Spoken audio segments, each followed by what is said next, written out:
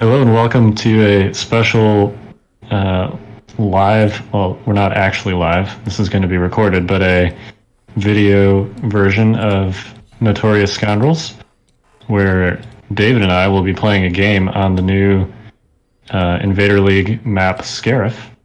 And we also have the map's creator, Brad, here Hello. to talk about it.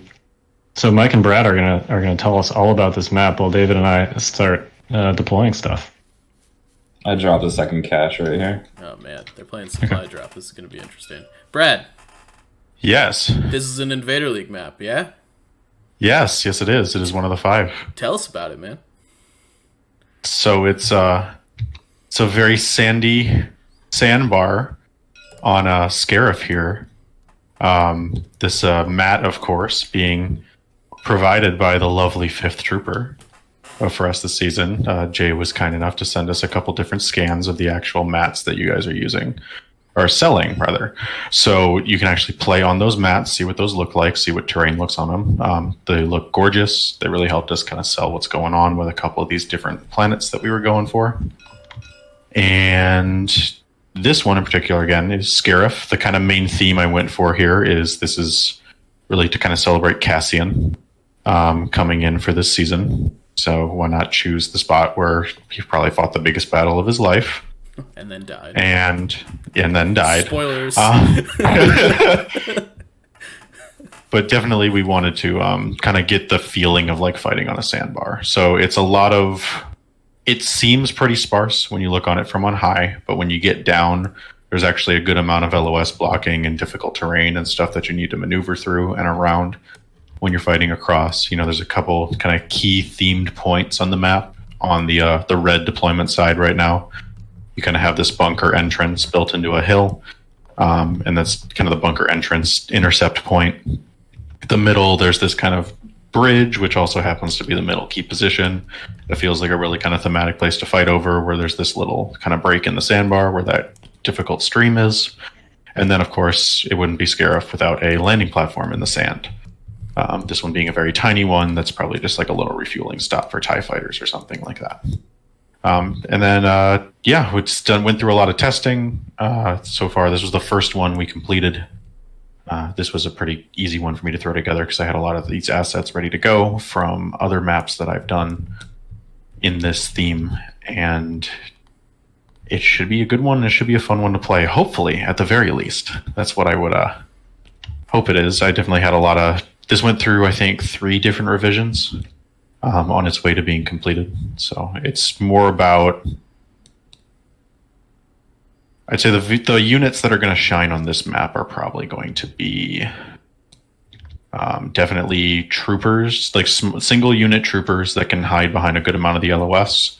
It's going to be moving around, and definitely large vehicles are going to like playing on here too, because they're going to be able to leverage their height to look over some of these terrain pieces, and there's definitely wide open spaces for them to move around, as most pieces on this board are passable by the new 6-inch base repulsor tanks in the Saber and the AAT. A lot of the ATST can go over a lot of these as well, and ATRTs are also going to be able to look over a good amount of this terrain. So, I assume you've played on this a couple times at this point. Yeah, just a handful. Every time I played on it, it was different because that's the nature of map creation and testing. Yeah, totally. But any unique things happen when you kind of put it through its paces? Again, the biggest change that you notice when you run and you play is you're like, oh, okay, this seems, pretty open. Like it's probably going to be a gun line map in the middle and you're going to move around. But again, when you really actually go down to the mini height, like I don't know who's controlling the camera for you guys, if there is one. But if you go down all the way to the bottom and start scrolling around, there's actually a lot of different breaks in the sight lines. So you have to choose a lane to kind of commit to. And the difficult terrain also can kind of sneak up on you. So you have to watch out. Like a lot of this map uniquely has a high concentration of light cover and difficult terrain, which I've heard is the bane of some players' existences. because it provides, just a little bit of cover and slows you down. So you got to be able to work through that. You're going to really like units with environmental gear on here to move up onto crates and over them and through the creek, which is difficult, and through the various craters left by the battle that's been raging on. Yeah, the fact that the stream here basically cuts the board in half and is also difficult terrain, I feel like is a pretty big deal. I guess it's only difficult for troopers, though. Yes, repulsors and ground vehicles are not affected by it. Just when you're trudging through, it's going to be wet, sticky sand. So for troopers trying to go through there, unless they're like Wookiees who don't care, they're going to or they brought certain environmental gear for the situation, they're going to have to, stop and push through that. So it really makes you commit to the kind of side that you want to focus on, even in a deployment like we're talking about here with major offensive. If you decide to go into the dog leg and push through the dog leg into your opponent's side of the board, you really kind of need to commit to that because it's hard to get back while under fire. Yeah. So, we've been talking a lot about map building on Relentless Rangers the last time we talked. Can you kind of like walk us through like what the axes and stuff look like on this map? Yeah, I actually can. So if you give an overhead view, if someone could actually give me black player, I promise not to screw up with stuff. I'm just going to do a little drawing while you guys deploy. That'd be you, Kyle. Yes, you are the host, sir. So you need to click on my name and turn me to the black player. Yeah, make his color. I'm not good at technology. Okay, there we go. There we go. Did I do it right? So now, yes, I have become the game master, which is my right. rightful place in the universe, of course.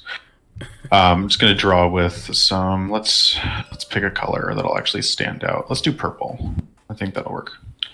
So we talked about the grid on Relentless Rangers. I don't know if it was the last episode we did. Yeah, I think so. Something like that. But in the grid, there are these axes of play that I am currently drawing onto the board. That also, if we could, if someone could pop up all the intercept circles, that would be lovely. And then I just need to find the spot on the board to draw this. There we go. All right. So these are these two major axes, and then the intercept circles, which are in white off the objectives there, that forms the main kind of basics of the grid that I really use. And then the deployment zones and the actual grid you see on the table are the rest of it. So the first thing you kind of notice is there's obviously that long diagonal line that goes from like the red player corner to the blue player corner on major offensive. That's the primary axis of play. That's when most deployments, with the exception of like disarray and danger close, that's like where a lot of action's going to swing back and forth on that deployment or on that line. Armies are going to be coming at each other and fighting along that. So the way the map was kind of designed is I'm like, okay, I use the term as well, it's asymmetrical symmetry, where basically on that line, I want different side, like both halves of the way the board is divided. For example, the left side of that line, or the side that the red dogleg is on, versus the right side of that line, which is the side that the blue dogleg is on. You want to kind of balance like LOS blockers and stuff like that across. So for example, I'm going to mark with the black ping there. There's this big old rock piece that's right here. And that's pretty tall, and that's not something that, every vehicle can go over or troopers can jump over. That's kind of contrasted by having these double crates on this side. So they're similar, but different. And then in the same vein, going across the other axis, you have this large container and then this orange cargo container, which kind of create similar bits of LOS blocking around the middle.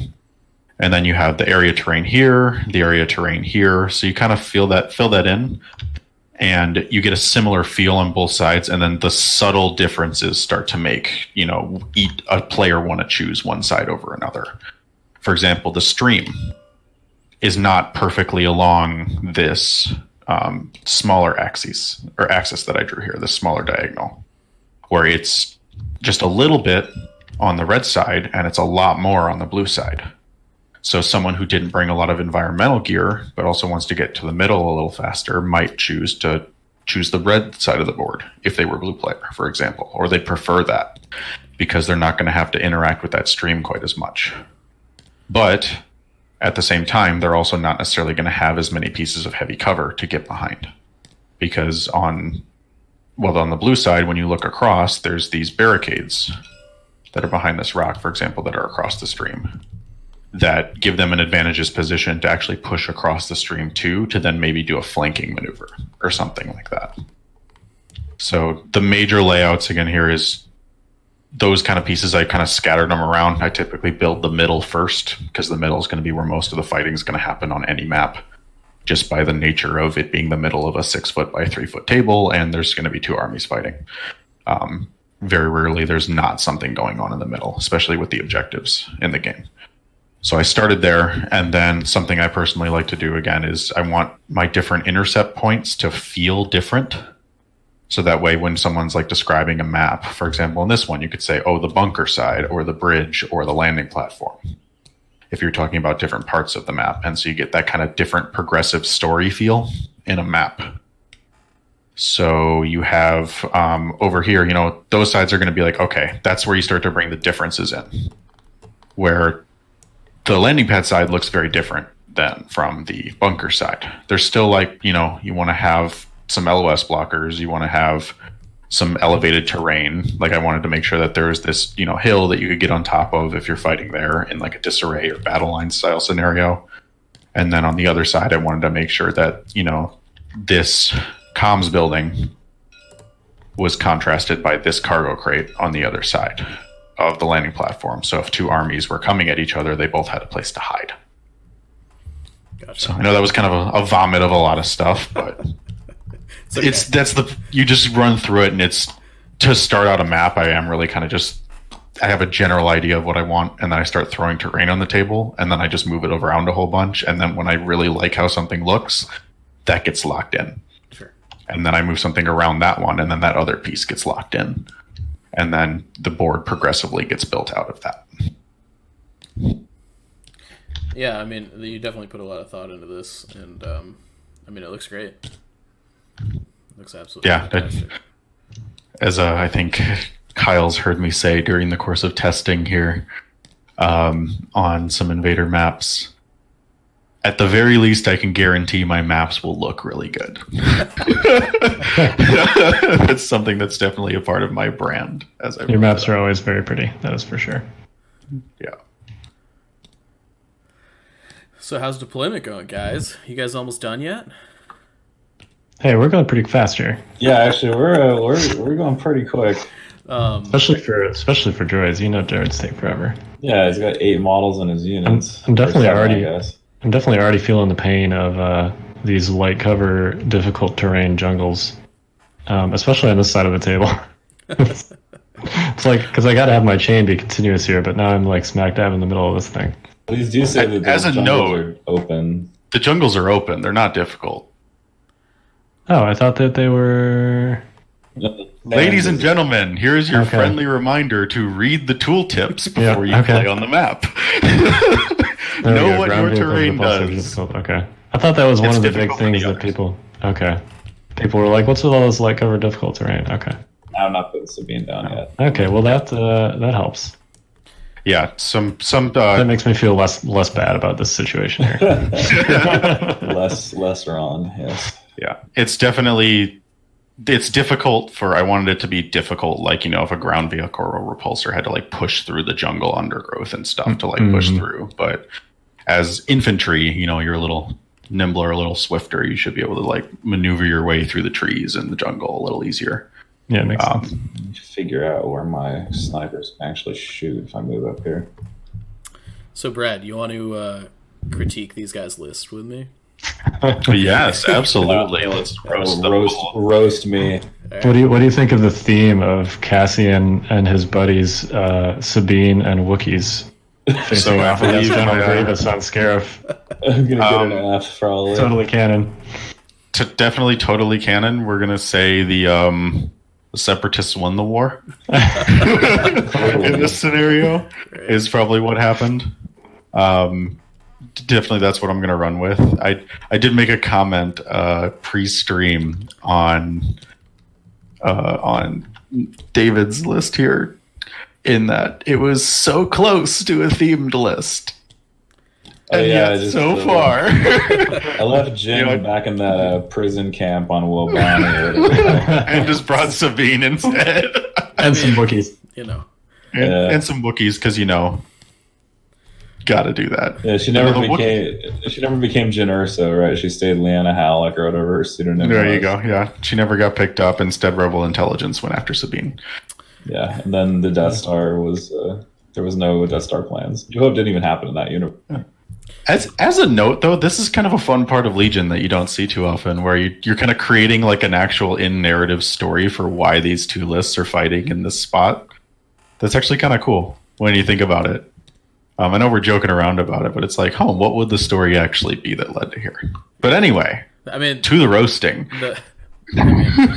Sabine is, 125? She's just better than Jin, right? That's all there is. Yeah. Sabine at 125, Jin was, originally, 130? She was 130. Yeah. That's kind of shocking that we ever paid that much for her. She was very, very expensive. I think they definitely probably overvalued Courage 3 on her a little bit. Courage 3 is real good, but... I will say I played a test game last night where I was playing Vader, and I went up against a Cassian, Sabine, Jin, and Bistan Pathfinder list. And I got destroyed by it. It was very annoying to not actually be able to panic units because Jin was on the board. So are you allowed to tell us what sweet Invader League map you were testing? Yeah, it's with all the names of the maps are out there. So we were testing Endor. Endor recently has been going through a multitude of revisions as we've been trying to get it to a good and solid playable state for the league.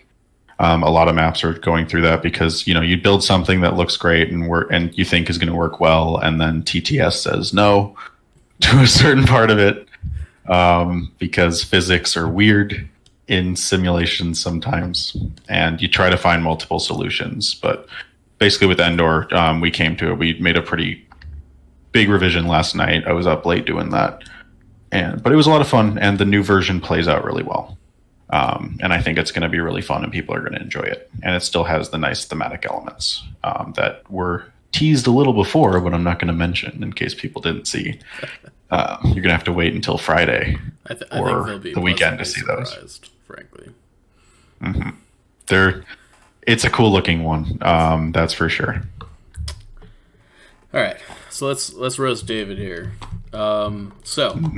We have Cassian Andor with Hunter offensive push, his pistol/sniper configuration, which is being deployed in pistol configuration. David, or you haven't picked yet? I haven't picked yet. I'm waiting to see where the BX droids go. I'm pretty sure that Kyle's BX droids are dropping dead last because those are the strong units in his army. I'm also deploying Sabine. So I'm deploying Sabine here, knowing that a BX droid could drop at any point here and try to put wounds on her early if I leave her exposed at all. So I'm trying to figure out a way to put her close-ish to the center without leaving her vulnerable to just getting completely sniped by a BX droid. It's limiting my scouting opportunity, but again, intercept is not it's not an objective that gets resolved by turn 2, certainly, so I can be more conservative than I otherwise would like to be. Sure. I generally don't play Rebels conservatively, but Kyle he's a wily one. He makes very few mistakes, and so I need to get on his level, I think. So, anyway, so you've also given Cassian recon intel. Yeah, absolutely. Because at least I have the option to. Scouting forward is usually good because there's a combo you can do with the sniper configuration and recon intel that's currently existing, where you can start your turn with 4 aim tokens if you're delaying. Yeah, seems really good. So, question for you: do you have upgrades loadouted for Cassian here? Or... Actually, no, because I don't think there's any other upgrades that are worth taking on him. Ooh, I mean, okay, let me just that's say, a claim. Overwatch is an interesting one. Yeah, because he gets that free standby from Crackshot. I would say, like, I'm personally a fan of starting with environmental gear in the gear slot on him, just in case you need it. Okay. Because in his pistol config, you want to be able to move very frequently, and if there's difficult terrain that might slow you down, it can help out, and it just gives you that option as a flex. And then I also do like having, if I was going to fill the loadout, the other two for me would be Duck and Cover and Overwatch, because there is a case for Overwatch on him, depending on what you're doing. Because if you want to pull shots on him, you hit the Overwatch on the crack shot turn, you can sometimes force your opponent to activate in a way that they don't want to initially. But it's definitely very niche and hard to pull off, because Cassian, unfortunately, doesn't have a way to just like infinitely keep his standbys or share them to other units. So there's it's definitely not one you want to take every time. Yeah. That can be a problem for him. I'm surprised you said Duck and Cover there, Brad. I'm going to be honest. I think that Courage 2 is a rough sell for Duck and Cover. Danger Sense is such a trap. Oh my gosh. It can be, but what's the fourth Courage, or what's the fourth training slot? I mean, that's relevant. I mean, maybe Tenacity. I do Hunter, Endurance, or Offensive. Oh, Endurance, right? Yeah, Endurance is still good. Yeah. Endurance, because of the Courage too, and the fact that you do maybe want to play with Danger Sense a little bit, because of some of the command cards that he has. That definitely can help. For sure. So probably not. I just went to. This shows my experience with Rebels and with these kinds of units. You play a lot of Rebels, Brad, right? Oh, totally, absolutely. I totally haven't just played one game with Rebels in the last year. No, totally.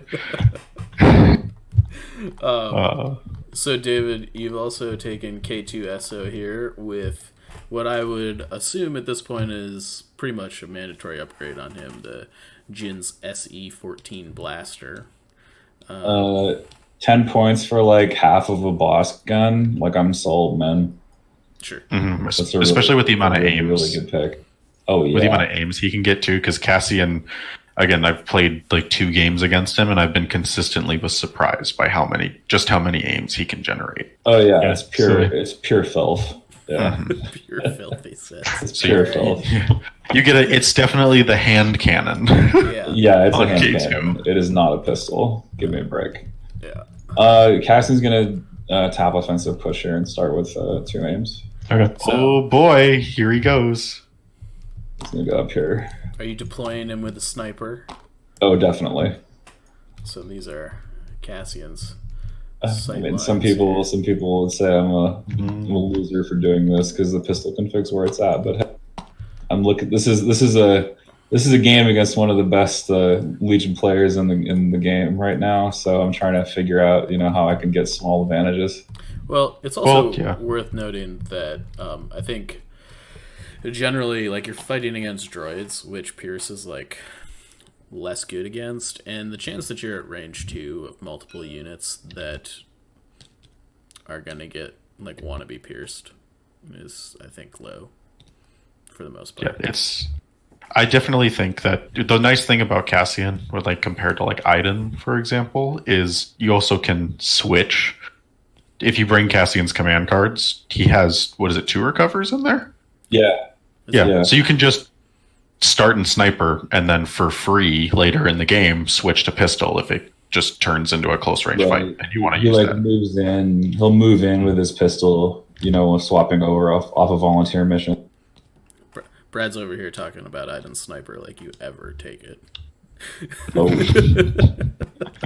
Yeah, no, I'm definitely a fan of keeping Iden at range 1 to 2 of the enemy a lot of the time, because when you get those extra dice into your attack pool, oh man, is it good. Here's the BX tries. There's 6 scout moves. Oh my gosh. So that is such filth. I firmly believe they basically just have infiltrate. I mean, it's really close. It's not quite infiltrate. Like, it's not like I can drop him like up here or like right here. I mean, you know, or here, all of which would be interesting places. I mean, but you can get within his back angle though. I'm just saying. Yeah, the funny part with the Scout 3 move, though, especially this spot that you pinged over by the across the river from your dog leg, you can actually get within like 3 inches of that with your Scout move anyway. Yeah. So, hey, I'm not ruling out scouting like up here with one of them. So, oh man, I'm gonna quickly go through the rest of this list so we don't continue to get sidetracked. So Sabine has electro grappling line, recon intel. It seems you've elected to not take the Darksaber there. That's pretty standard nowadays, so nothing too crazy. You have 4 Rebel Trooper units with DLT 20As, so he's kind of taking the range 4 Rebel gun line to kind of, I mean, that's a new thing you can do, right? So that's pretty awesome. Yeah, with the DLT 20A. It's a very good I don't know. Kyle told me that I need to stop playing Tauntaun, so he didn't tell me that I need to stop. He just told me that I should have a little bit more faith in the 20A. I mean, I'm just suggesting you branch out a little bit. It's good. Okay, well. He's definitely used it to great effect in some of our games. All right, K2 detached here. Okay. And then he has a squad of Wookiee warriors with a Bowcaster, Tenacity, and obviously inferior to Tauntauns. I mean. I'm a really big fan of them here because I think the shooting pool that they're going to be able to project and their unhindered ability and expert climber might actually come in to play here a little bit. I have to rely on these BX droids to turn tenacity on for me. Hey, there you go. I mean, that should be pretty easy. That should be very easy considering they're about to open up this angle. Yeah. And to round out David's list, he's got the 2 obligatory Rebel Sniper Strike teams. Yeah, they're obligatory. So I have no illusions. Yeah. And taking a look at Kyle's list here, he has foregone Count Dooku for General Grievous. I don't know. We spent like a whole episode talking about Force Push and how good it was, and how that's why you take Dooku instead of Grievous. And then he's like, you know what? I'm gonna take Grievous. It's all good. I mean, this is an experiment game for me, right? Like, Dooku's my boy, but people rave about Grievous, and I've played him, and I don't know. Well, I'm giving him another shot. He's such a blunt instrument to me. Sure. He is. But he's also like 30 points cheaper, though, so... Yeah, he gets you a little extra points in there, and Relentless is a hell of a drug.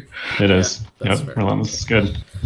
So you've given him aggressive tactics, strict orders, endurance, and his Annihilator pistol. Very standard loadout. I'd say that this is probably the most common loadout we see on Grievous nowadays. Yep. You've taken a squad of B2 super battle droids with their triple red gun. So they're going to be pretty lethal at range 2 if you can get a hold of one of David's trooper units. That should be fun to watch. Mm-hmm. And then you have, 5 B1 squads here, 2 with rocket launchers and uplinks. I assume because you are looking to get extra value out of recovering?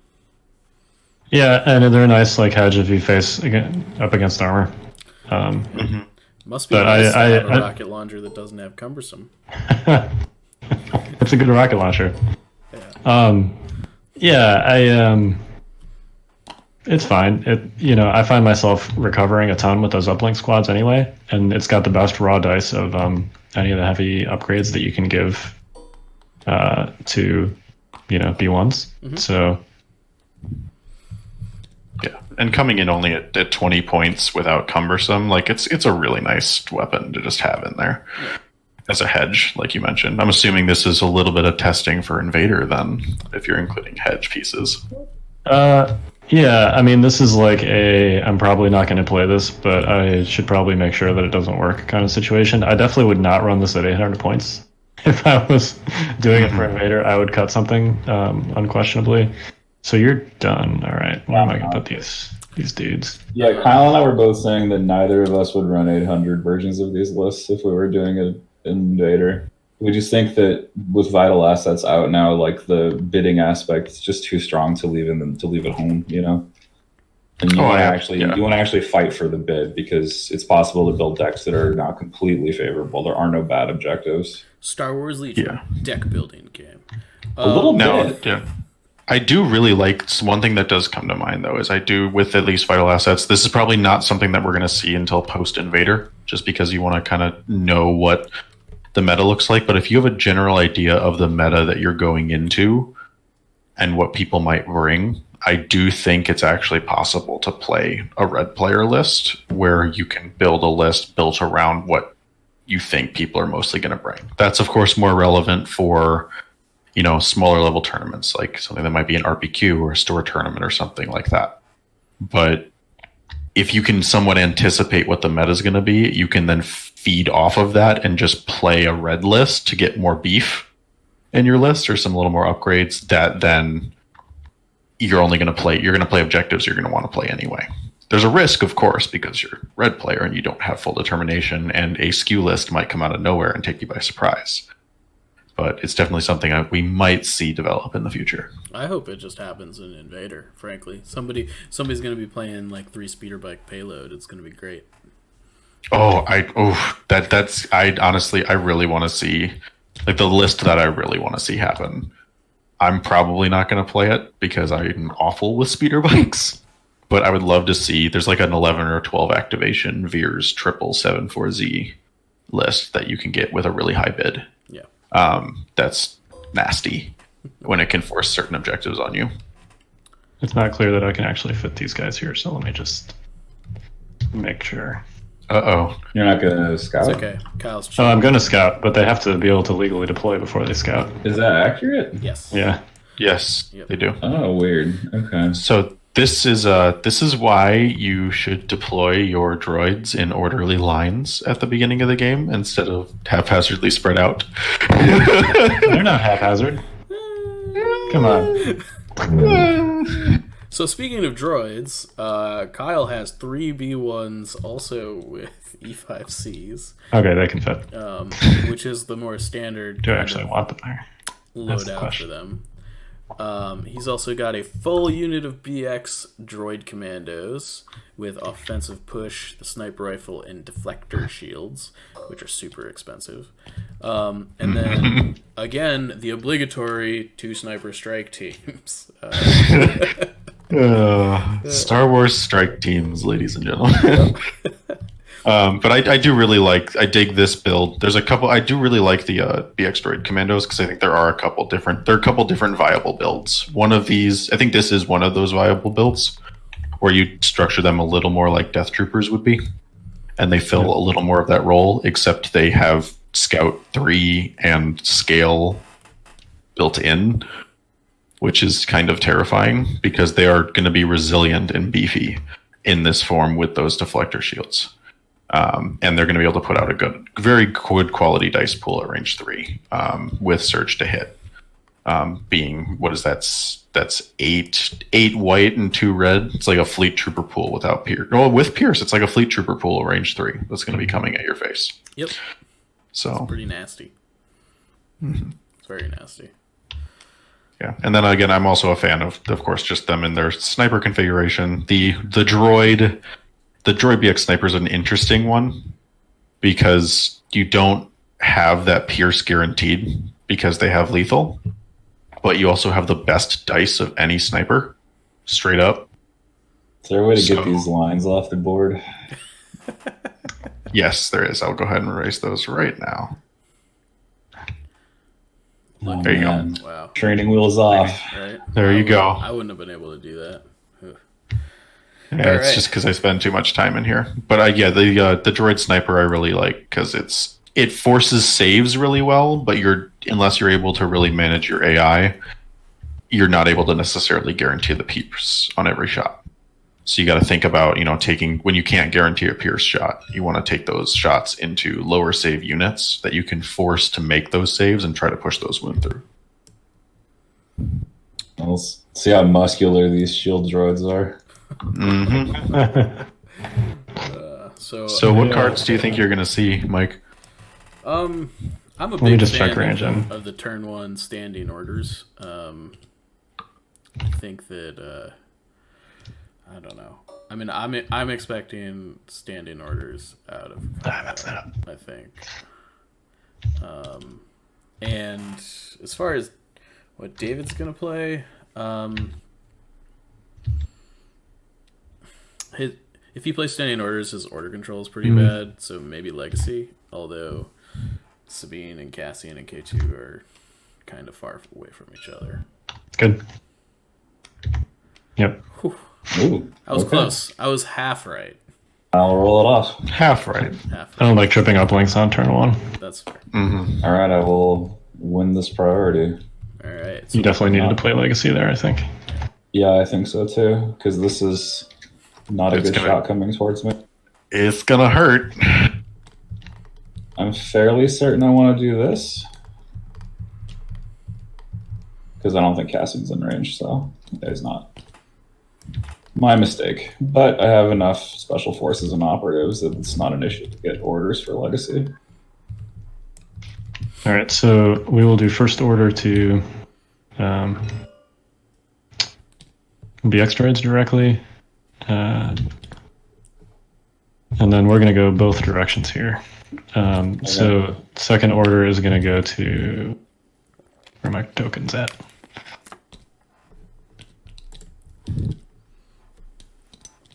Second order is going to go to pink. It will bounce to one of the BX droids up here.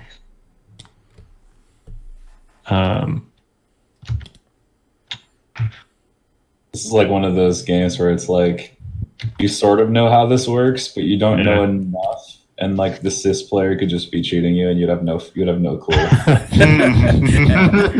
Every time Kyle goes through like his like order jumps when I'm playing him and he's playing droids, he goes so fast, and I'm like, whatever, dude, I trust you. Don't worry about it. This is one of those like you have to know the faction as well as your opponent does. Yeah. All right. So All the first madness. card order goes to full BX. Sure, Second card order goes to pink, which bounces to that BX. no, sorry, this one. The orange one or the Forest green. Okay, forest green. Yep. Third card order is going to go to light blue, who's going to bounce to pink, yellow, B2s, and then dark blue is going to trip their uplink and bounce to orange BX. Look at you getting all your AIs out of the way. I mean, it doesn't really matter that much on first turn, but I want those BX droids to be able to pick up that supply drop, so It's a skill. where are all my tokens at? Right. So it's notable that because they have AI, they have to perform their AI before they interact with the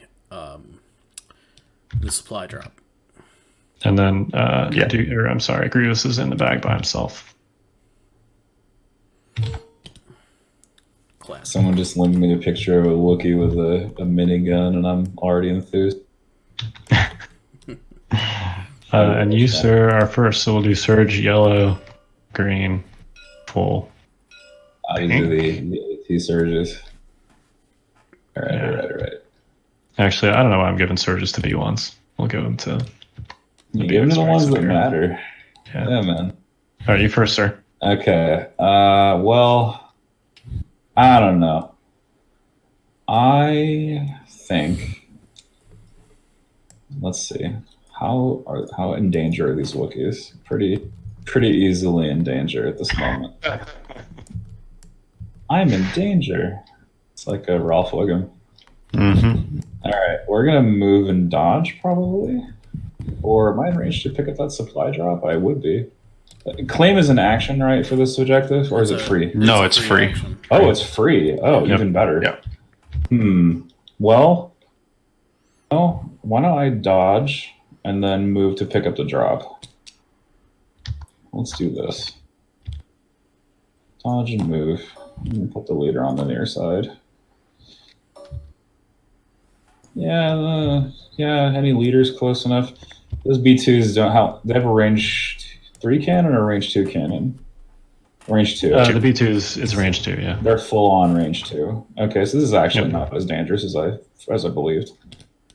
Okay, so we'll just do that. We'll get these guys away from those BX droids because they don't want to take any wounds early.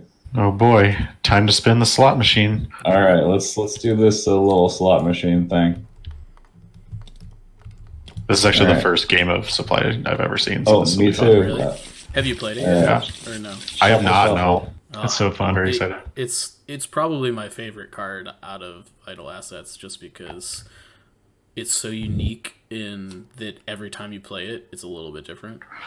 Ooh, what do we got? We got a grapnel harpoon to give the Wookiee scale, and a grapnel harpoon to give the Wookiee scale. Okay, well, I swear I shuffled this. Yeah, it has to be the grapnel harpoon. So, I know that I was just like boasting about supply drop, but this is the feel bad about it, is when you go to the deck and you draw 2 of the same card. And you draw 2 duplicates. Yeah. Well, that happens. It's just bad luck.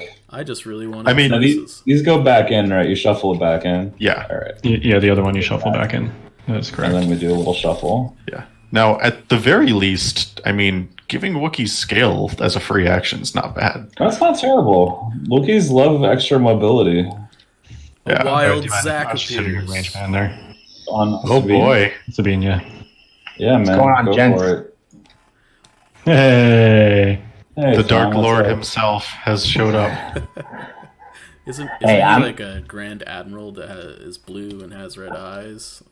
This cash is this cash gone? No, it's not gone. No, It's flipped. it flips It's over flipped. to its other side, Oh dang! Okay. and then you can do it again, and then it's So gone. there's a lot of goods here.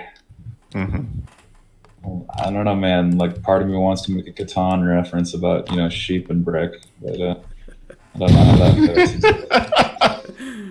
Guys, unhindered. What are they doing? Oh yeah, Scale has unhindered natively. That's extremely. Yeah. Hey, what's up, my dude? You want to What's shoot going my on? I do. I would Yeah. like to. fire away, sir? Let me see. All right, your... well, first I'm going to trip offensive push. Yeah. Oh boy. Is that a full squad of BX droids? It is a Yeah, squad of with BX shields. droids. Sabine can take a hit though. She's not scared. She can, yeah. I mean, you got to shoot her sometime, right? Of course, You can't just not shoot Sabine. obviously. You could opt to, but it would probably go poorly for you. Yeah, that would suck. So, Zach, welcome. Thank you. So I would say that you're our second special guest today. We've got Brad here, and we have what is your formal title when it comes to Invader League at this point? Tournament organizer, I suppose, is how we roll with it. And then Brad is the map lead as we go along here. And then also David and Kyle are judges too, as well. So we got a full house here when it comes to Invader League. Yeah, we do.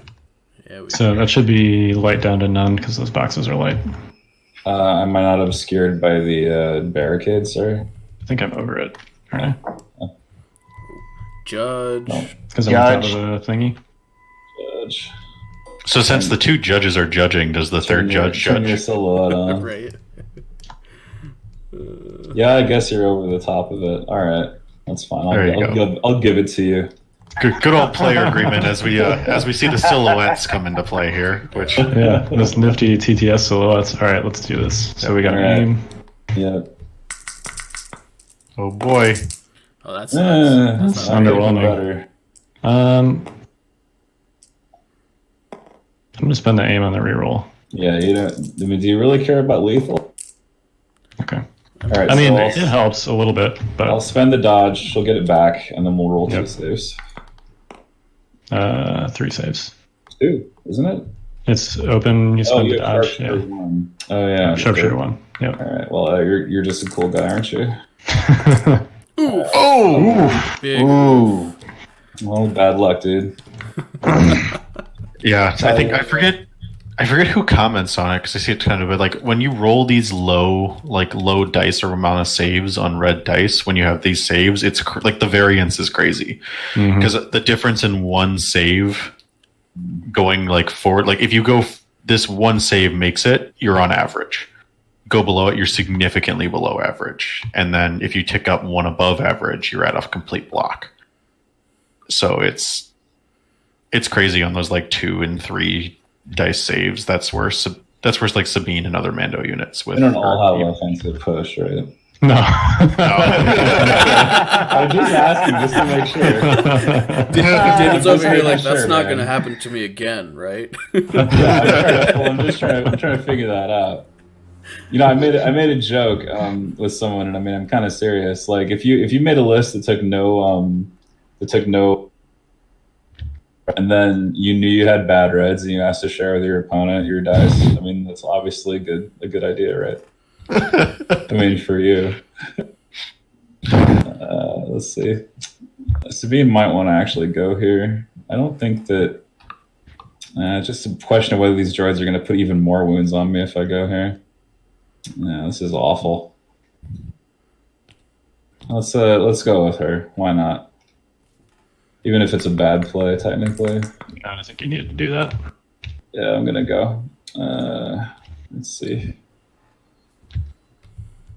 Let's go up here. Wowie. Jumping in Yeah, close. Get in there.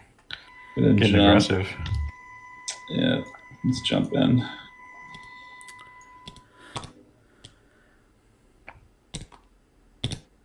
Sometimes the play you don't want to make is the play you have to make. Mm-hmm. Don't forget to roll that suppression there. I already did. did. It failed. Oh, okay. It already failed, sir. I'm gonna try to peek out and just catch the edge of the BX droids, I guess. Okay. They probably don't care about her pistol though, because they have shields.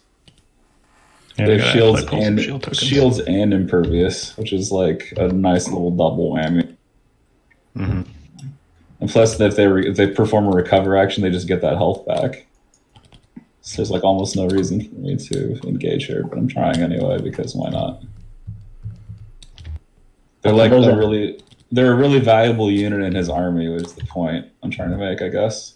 Yeah. And for those that are watching, it's peak TTS here, where you're seeing a new map and new units at work. For sure. I mean, this is what Invader League's going to be all about this season, right? We've got new Absolutely. maps. We've got a bunch of new units, a bunch of sweet new units that really kind of bring these two factions up to speed, I feel like. Mm-hmm. Yeah, I mean, there's a lot of talk about arcs, of course, but BX droids definitely are going to have to earn their place as well here, you know? Obviously, first time for me to see a full unit of them here, but... Just so chat knows that I'm not delaying intentionally. I'm trying to figure out a place where Sabine can stand that none of these B1 units can move shoot me. Yet also have a shot on the commandos. That's why it's taking a little bit of time. Unbelievable, David. I'm looking at the same sight lines as you're placing her. I know, right? I know. You're trying to figure out whether you can do similar. Man, it's tough. So There's a nice little cross angle going on. For your B1s, yeah. So that's the major offensive. It's like in an elbow. Yeah. She's absolutely surrounded by droid. Mm-hmm. Okay, do you think from this position she could see a couple of BXs from her spot? I guess the center of the template is a little bit too far back. See, normally she would measure from the top of the head, but now that we have silhouettes, it's all standardized. Yes, from that little dot thing. yeah, It's from the bottom dot. of the little stem. Yeah, it's The bottom of the stem, yeah. So I have to go places I really don't want to. So she's a lot larger than she used to be because the model doesn't matter anymore. So that makes her less good. That's really what I'm trying to say. I mean, she's still great. She's still Yeah. fabulous, yeah. I think it's fine because it's just everything has that now. Well, you see, now if I'm here, right, now the silhouette sticks out. And so all these V1s are going to move shoot me. So there actually is no point in doing this engagement at all because there is no place I can stand with any degree of safety. Can we call him for slow play? God. It's not slow play. No, seriously, like this is the kind of stuff you do at a tournament. I know. Yep, I was waiting for you to draw that conclusion. It's just going to take some getting used to. Now, one thing I will say... You arrived at it sooner than I did, right? Yeah. One thing I will say for everybody watching, like, because silhouettes, we knew early on silhouettes were going to be a thing for this season.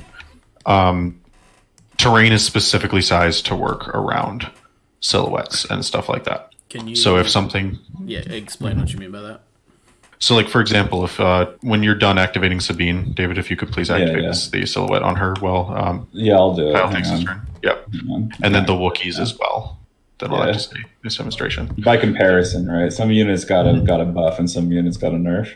Yeah, but there's that standard size. All of these like small pieces here, like the large cargo containers and the this little fuel hyper fuel tank, and those kind of pieces are specifically at a certain height that will allow a silhouette to be behind it and have a little bit of give above it, so they can hide a little easier behind them. So you're not going to run into situations on these maps where something is just barely too short. In a lot of scenarios to like block it. Now that won't work for everything. Minis that are taller, like for example ATSTs, are going to be able to see more of your mini behind things because they have that natural height advantage to look over the tops of things. But when it comes to trooper, something is, if it's designed to be LOS blocking, it will be LOS blocking for every mini. Green over here. Somewhere I have Spec Ops tokens. There we go. I feel like I'm missing one in the jungle. Maybe. There it is. Okay.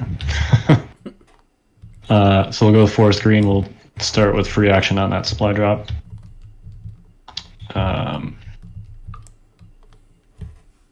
The hidden supply drop in the tall grass. Right. Yeah. Well, here comes the slot machine. Ooh, we got precision scopes and targeting rangefinder.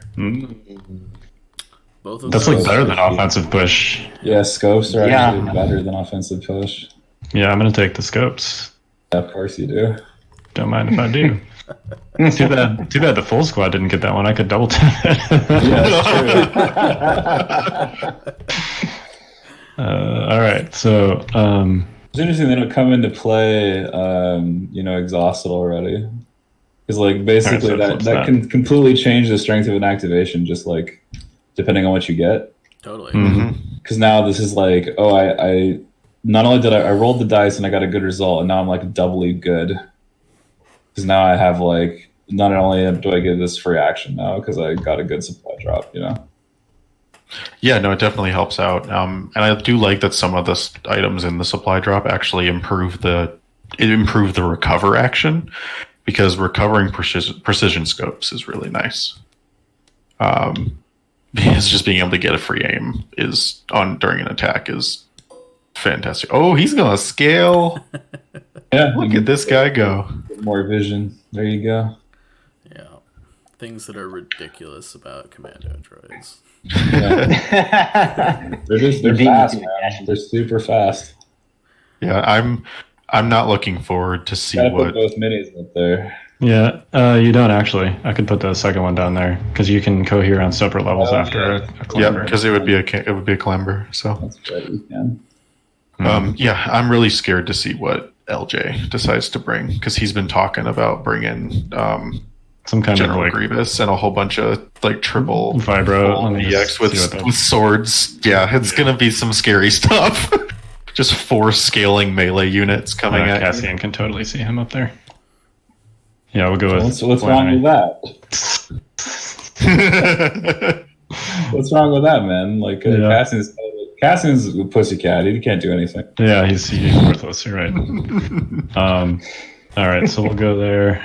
Go hear this guy. He's a horrible unit. I don't know what you're talking about. Please ignore the stack of aim tokens that keeps growing by my base. I mean, that's kind of what I have to resort to in order to win. All right, so I'm pretty sure that Alright. you're obscured by that barricade. Yeah, I'm fairly sure I am now. If it's the bottom of the dot. Yeah, if it's the bottom of the dot, then yeah. Yep. It's obscured, yeah. Yep.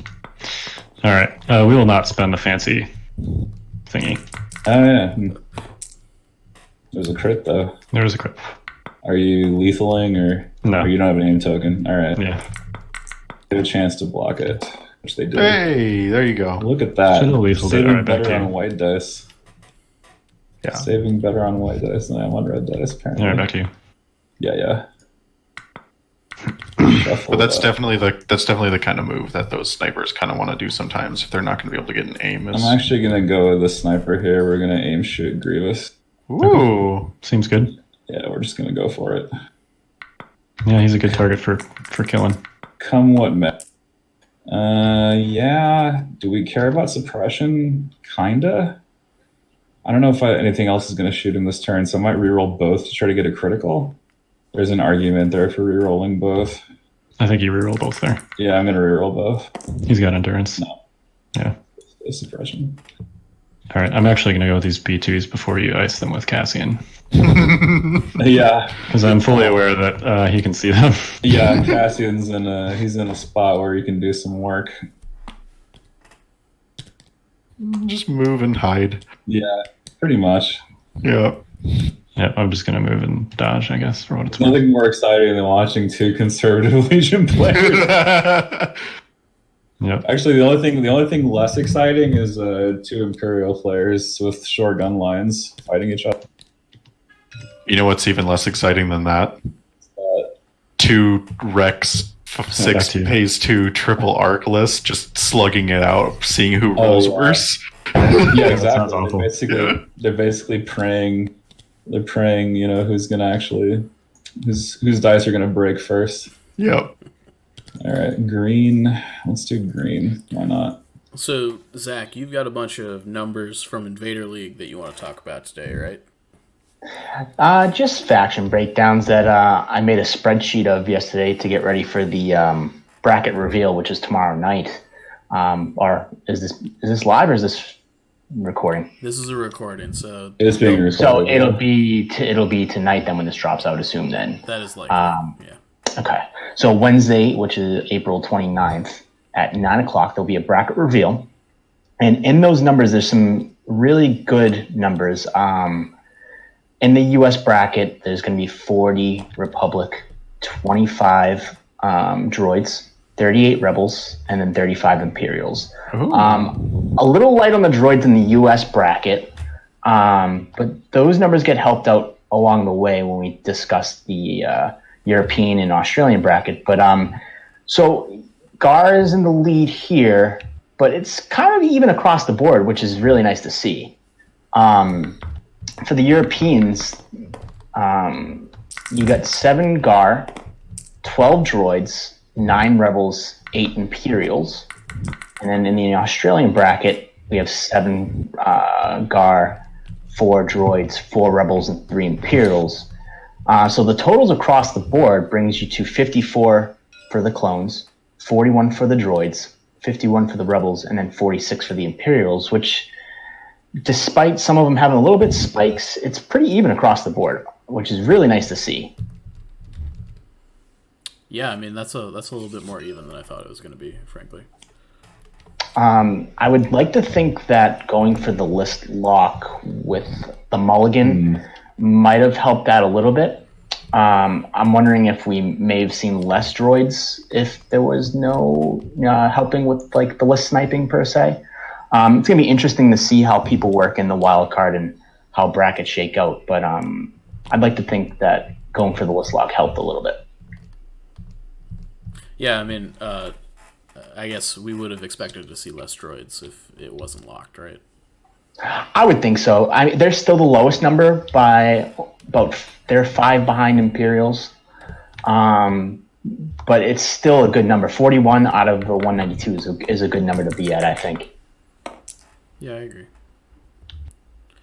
So what are you excited most about this season of Invader? I know that this is your first season officially running as TO, right? Yeah, I'm most excited for the league to start, so the judges and I can come to conclusions on some rulings for vital assets. Just to get into some backdoor, talks about it here, but it's been grueling to say the least.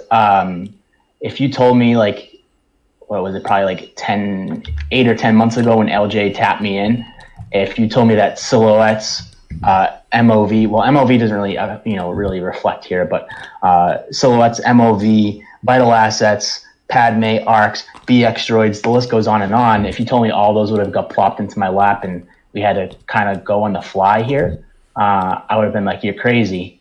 But with everything going on in the world, we're basically the guinea pig for Vital Assets, which is awesome. but also we're trying not to make a mistake at the same time. Sure. This is a tough supply choice, actually.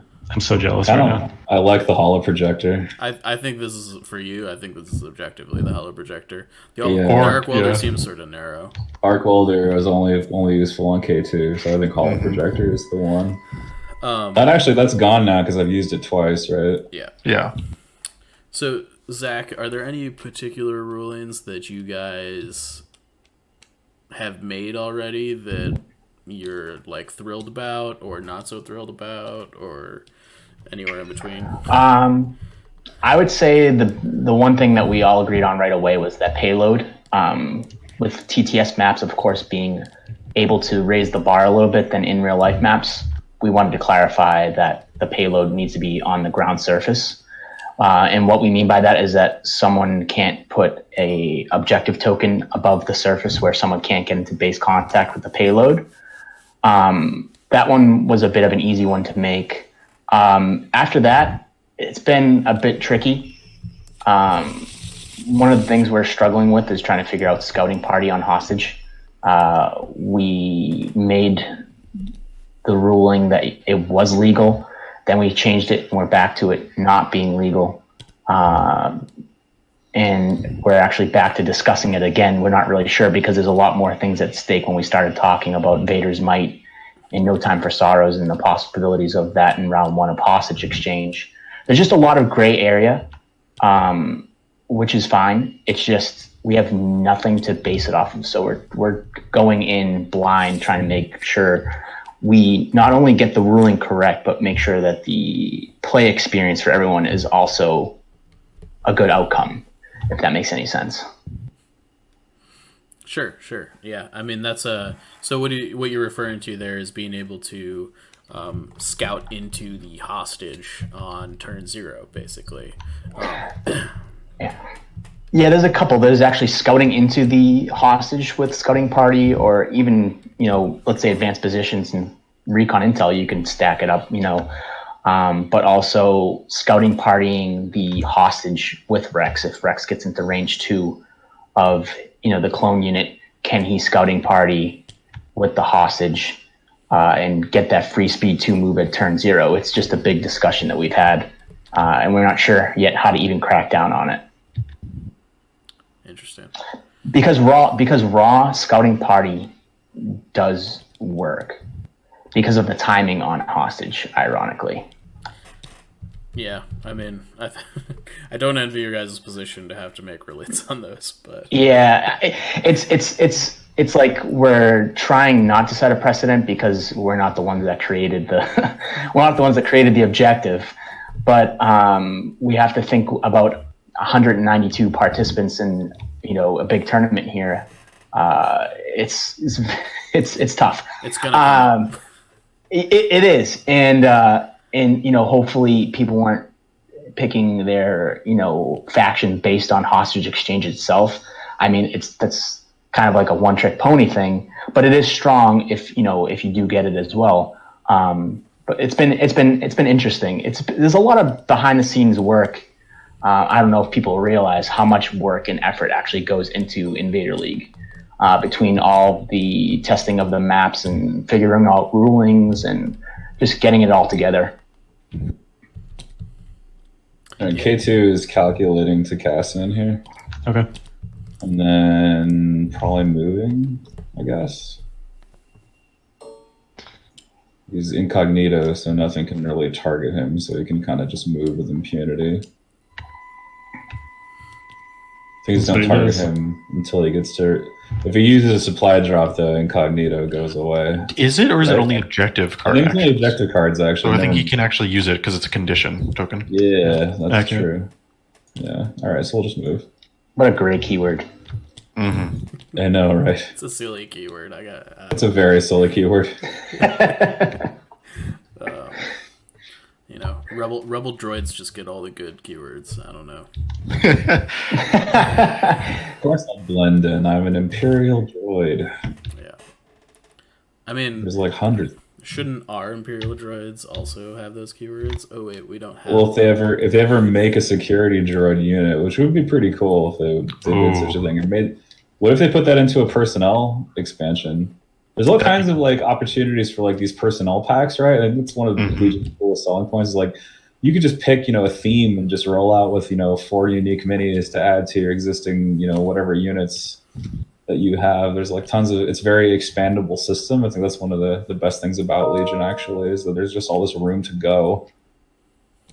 I agree. There's a lot of room to expand there. Definitely. Hello. Hopefully we'll get security droids. Man, yeah, hopefully. Would these guys have been able to see Sabine if you would? I guess the other ones would have been. The move recover. Yeah, they definitely would have been able to. A move recover uplink. Yeah. Yeah, they would have saw the corner for silhouette. Yep. They absolutely would have. All right, Purple's going to try to rally here.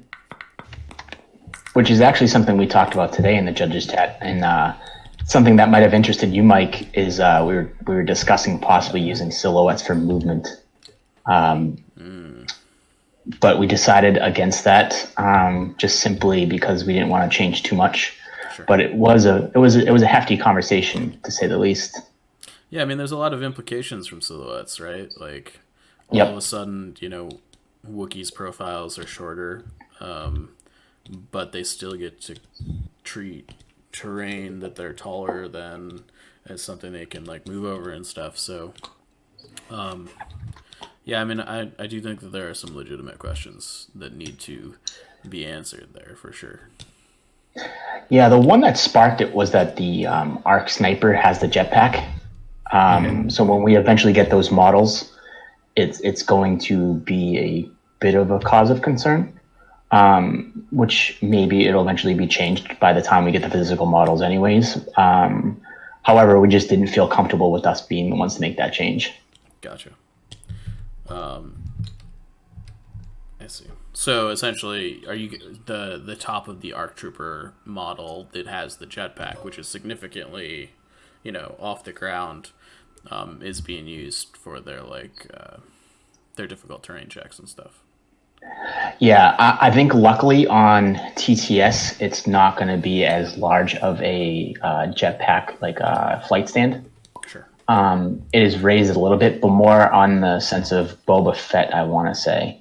And then, but if you remember the FFG release of the pictures of the ARCs, the flight stands on those are much larger and grandeur, as you want to say, maybe. What's going on here, guys? There's movement tools going down, and yeah, I know it's difficult. I'll just double move. That's fine. I don't think they're going to get shot back anyway. I don't think so either. David said before he shot them with everything. No, I don't have anything. No, I wasn't trying to con him into or lull him into a false sense of security. I mean, I was trying to lull, but not not that way. So, Kyle's, what's it like to have 50 droids on the table, but you didn't have to paint all 50 droids? It's funny you mentioned that. So I have my ongoing project here. This is these are just 20 roughly of my 50 droids that I'm working on. I do have a fully done. I have one squad fully done and Dooku, and the others are in various stages of disrepair. So before I commit to that move, let me look at the range bands. Okay. I'm still staring at my half-finished Death Troopers and my unfinished custom modeled Phase 2s right now. How have you not finished Death Troopers? Don't you just paint them black? Well, because you see, I get a little crazy about it. Okay. So I primed them black, but you got to get the gloss on only the armor bits, so the cloth bits don't look glossy like the armor, and then you got to do the white underpaint for the lighting in the eyes and on the helmets and stuff and the guns and stuff like that. Yeah. And then you go over with the colors because I just go a little crazy. I like digging into my minis a bit more. Understood. Okay. Yeah. Gashes is more like, let's just get paint on these. I'm done. Actually, I wish I was like that, man. No, I know. It takes me I think the shortest time I've ever painted a squad of minis, yikes. Sad face. Is 10 hours ish, I think. The shortest? The shortest, yeah. Wow. I used to be like that. I've gotten a little bit better, but I know what you mean. Like it's like, you're not like the greatest painter, but you're meticulous. So you're just trying to like fix it all up, and you're looking at every detail, and it's funny how the mind works. Every time I find a mistake, I like have to go back and correct it, and I'm like, even though no one is like ever going to notice it, I just I just finished painting my Imperial officer. I've been like, I've never painted eyes before, and learning how to has been difficult. Yeah, I just skipped it. But so what I started doing is I started basically like just painting like most of the eye socket black, and then just like dotting white dots in there around the pupil, and it's actually been working pretty well. Like even if you mess it up, like once you're like a couple feet away from the model, it looks fine. Yep. Is this practice for Aiden? No, Aiden's getting a helmet.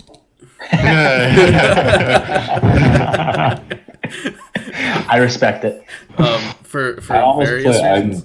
Sorry, go on. Well, first of all, I don't love Aiden's facial sculpt to begin with. I think it doesn't look like her character very much. But I also just like it's also going to be way easier to. And can I just capture both holo projectors? Nice. I mean, for what it's worth, I think her helmet and Inferno Squad helmets are pretty awesome looking, anyways. Yeah, I agree. Yeah, I'm just going to capture both holo projectors and just nice. I heard those. That's why I have supply drop in my deck in the first place. Because they're just precision scopes are obviously great for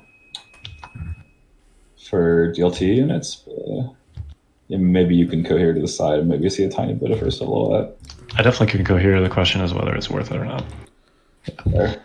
The cool part about holo projectors too is like at least in supply drop, if you get lucky, sometimes you can really just deny what your like opponent was really looking for by snagging it first, like you kind of did here. Come on, Kyle, take me to Value Town already. Take me to Value Town. It's true though. End it. Let off the scripts. So speaking of minis, really quick, who wants to see my really cool custom modeled mortar I did that I'm probably never going to put on the table, unfortunately? Let's see it. Let's see it. Yeah, Lotus did. Zoom in. Oh. Someone actually made him kneeling down. Let me get to the center. There we go. Cool. I'm looking at I'm looking at the screen over here. But No, it looks good, man. you Why go. are you never going to put it on the table? because I've been finding, at least in the current builds of Republic I'm doing, I'm running Z6s over mortars because cumbersome hurts a lot. I mean, so I think that there is some play to a cumbersome mortar, like Overwatch specific squad. Mm-hmm. Yeah. But the Z6s are really good. Yeah, I am also like one of the other mortars I did. I really like how it looks too. So if I'm only going to run one, it might be that one. But I think I got him there. I think Are you talking about Sabine? Yeah. Yeah, you can see with a few of them. Well, I think I got everyone with the unit leader. I don't know. I would check from your silhouette tops. Yep. So let's... Clicks the button. All right. Those are actually like on their heads. That's useful.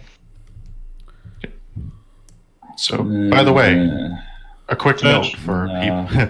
Quick note for people. I think watching. the inside too can't see. Are we judging this or? Shot. Yeah, good. You guys take a look. I mean, I'm looking at it. I think they've got her silhouette by like a hair. So yeah, I think so too. Can you? As a note for new people who may be watching who aren't as familiar with how this, there is a nice thing you can do in TTS where you press the P key, as in P as in Papa, on your keyboard, and it actually takes you into a first-person view, and you'll actually be able to get right up on those, the bottom of those spokes to take a look if you want. That's handy. Yeah. So because the third-person view takes you like back and makes you run into terrain sometimes. So that can actually help you out. And then you just press it once more to go into top-down camera, which is how Luke Cook plays when he's on his potato. And then you press it one more time to go into third person and press the space bar to reset your camera. All right, she is fine. She's good. Hey, Didn't that Beskar holding up. right? For once. I wonder. For once. I wonder how many Yoda babies she had to sell for that armor. That's number Spoiler 2, alert. suppression number 2, right? Yeah. She'll have one at the end of the turn. Okay. Spoiler alert. Yeah, spoiler alert. I'm sorry, but back if to you you. haven't seen a Yoda baby at this point, It's Cassian, finally. Back to the phase 2 mortar discussion. The one thing I've seen, Mike, is that against more experienced players, they kind of know how to work around the mortar. sure. It's more of like a gimmick thing to more experienced players, and then it works even in that case. But they try to to work around it. But I've played the mortar several times. I do like it. Mm-hmm. I'd like to incorporate a little bit more than I do, but I can definitely see it being at like the higher levels, like kind of tough to get to work the way you want it to. I think. It's definitely significantly less flexible, right? Yeah. Yeah, you need it really anchors a single unit down. Yeah. And that can sometimes come to bite you. So if you're playing for like high case edge scenarios, which Invader might be, depending on what our groups are. Yeah. Like if I'm in a group with, all of you guys, for example, that's going to be, I mean, David and I already went through our own group of death 2 seasons ago. Was it 3? No, it was 2 seasons ago now. And that was brutal because it really does, because those games are tense and every single one counts. So you don't really have the room to play sometimes. But other times you can just be like Kyle's group that season and just sweep the whole thing and be okay. We'll just aim attack blue, and then whatever the dice land, we'll just convert it all to crits because that's what You're gonna pick up 2 models unless I roll double box cars here. There you go. Yep. Oh, They do not have any search tokens. They're just gonna bounce off the board. So for those of you watching at home, it really didn't matter what I rolled there because I had 4 aims, which means that any 2 dice attack became crits off. Yeah. All right, we'll go with Grievous from the stack. It turns out teamwork's good. He's just going to double move up to that supply token. He's gonna supply a drop and see what he gets. Oh boy. Oh boy. Let's see if he gets that dodge token. Oh boy. Oh boy. Does he want the dodge token or does he want a back toe? I think he wants the dodge. He wants the Those are dodge both token. good. Yeah, they're both good, but The dodge one's only against It's your turn for the bad double draw. dun dun. Is marksman that bad for you though? It's not great. Yeah. You You're probably the worst card in there for him. Can you like aim and scale and then relentless shoot and then convert a crit or something? You can, but like, Come on. I mean, it's almost always better to like move, scale, shoot, and then run scale back Scale down. Yeah, exactly. Almost always better. You're right about that. He definitely just punched a nearby B1 for that. yeah, that's what really killed these guys over here. Yeah, it's just Grievous getting Yeah, you pretty much have to play as 2 pip next turn. It's obligatory. Look, sir, rangefinders. Truth. All right, let's hit the buttons. Yeah. There's a button to hit. So Sabine should have 1 suppression and purple should have 1. Yeah. Yep. She has 1 and then purple has 1. Yeah, they're getting buried in the jungle there. There's the 1 right there. Yep. It's also an aim token infinitely falling through the world. There it is. Going to round 2. I'm going to kick the Round question 2. back to you, Brad. What command cards do you think they're going to play?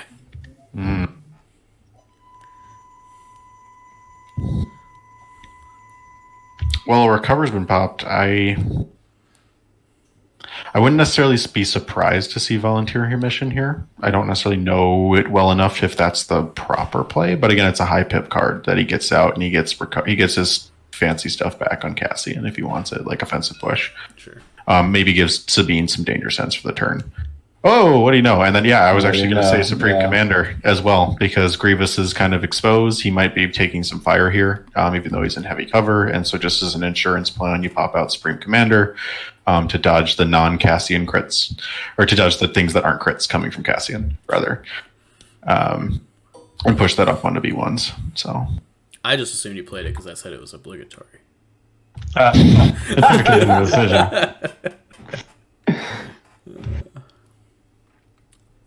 True. the other option, I think, would have been to play Crush them now. But that entirely depends on whether or not you actually want to use that for surge tokens later in the game. I mean, I find that card is mostly just assault. Mm-hmm.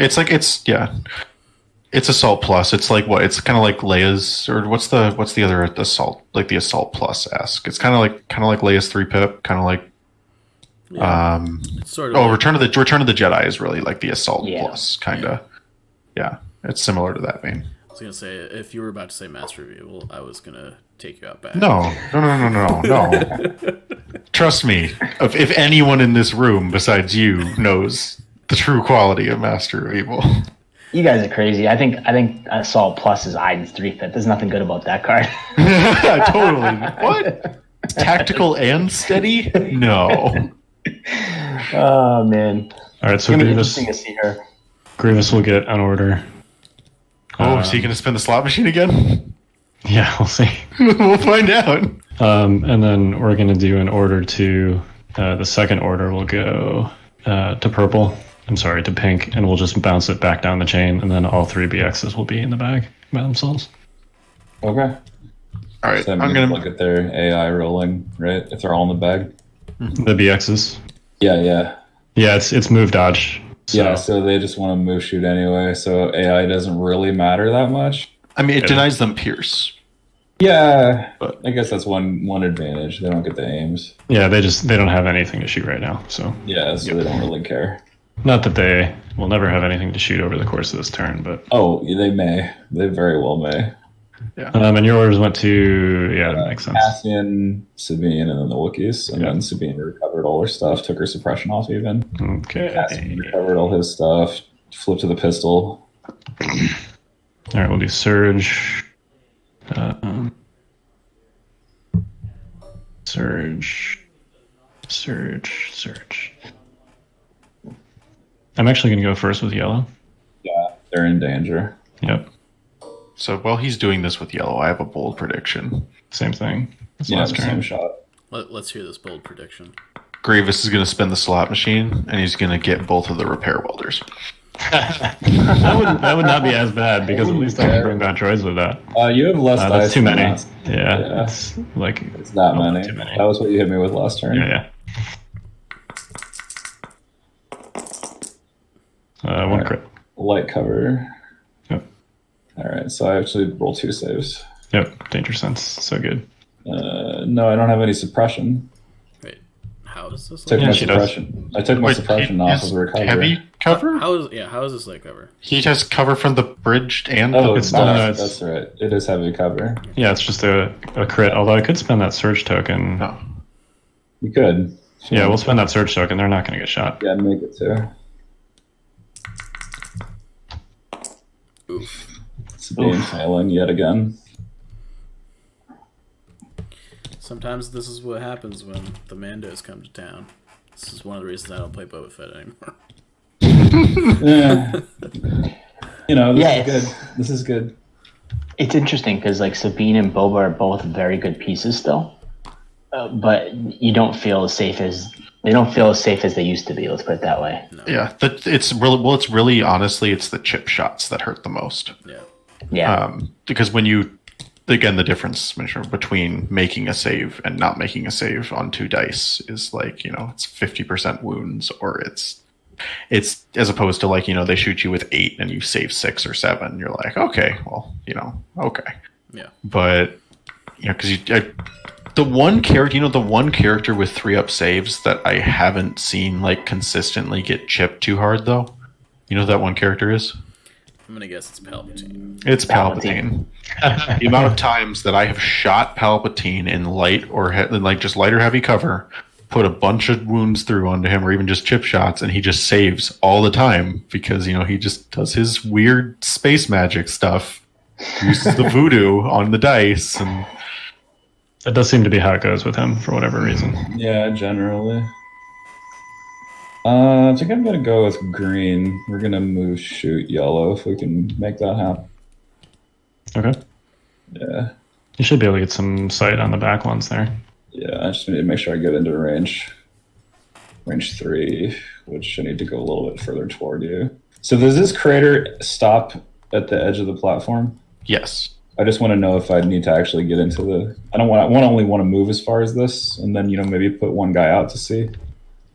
Yeah, the crater definitely stops at the edge of the platform. Yeah, so I'll put that guy there to see lots of stuff, and then all of my other guys only need to see that one trooper there who's leading. Yep. Just conga line like this. Yeah, so this is like the classic formation here. The winning formation, the Congo line. Yeah. The wedding formation. The winning formation. The winning formation. Yeah. Yeah. The tactically This sound, is- tried and true this is- Congo line. 6 and 1, is that right? Yeah. Yep. Yeah, 6 and 1. And heavy Ooh. cover removes 2, but it's going to be 3 after cover from critical 1. So how many crits and how many? It's 2 crits and 1 hit. All right, so I'm gonna actually guardian one of the. It's out. I'm gonna guardian one of the hits with pink Sure. because they have a surge. Yep. No, Nope. Nobody's home. and then 2 more. Yep.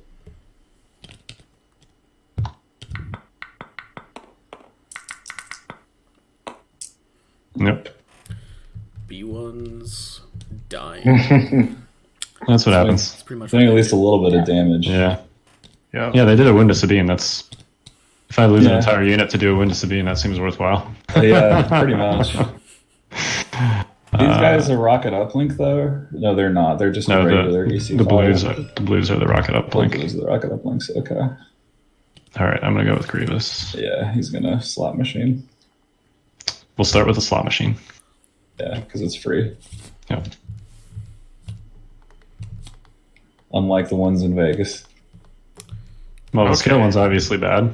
Yeah, one's good. so that's one. That's the one. Actually, that's a what was I combo saying combo. earlier? It's actually really good. Yeah, That is good. stacks, right? You can use Yeah, both. it does. Yeah, you can actually Yeah.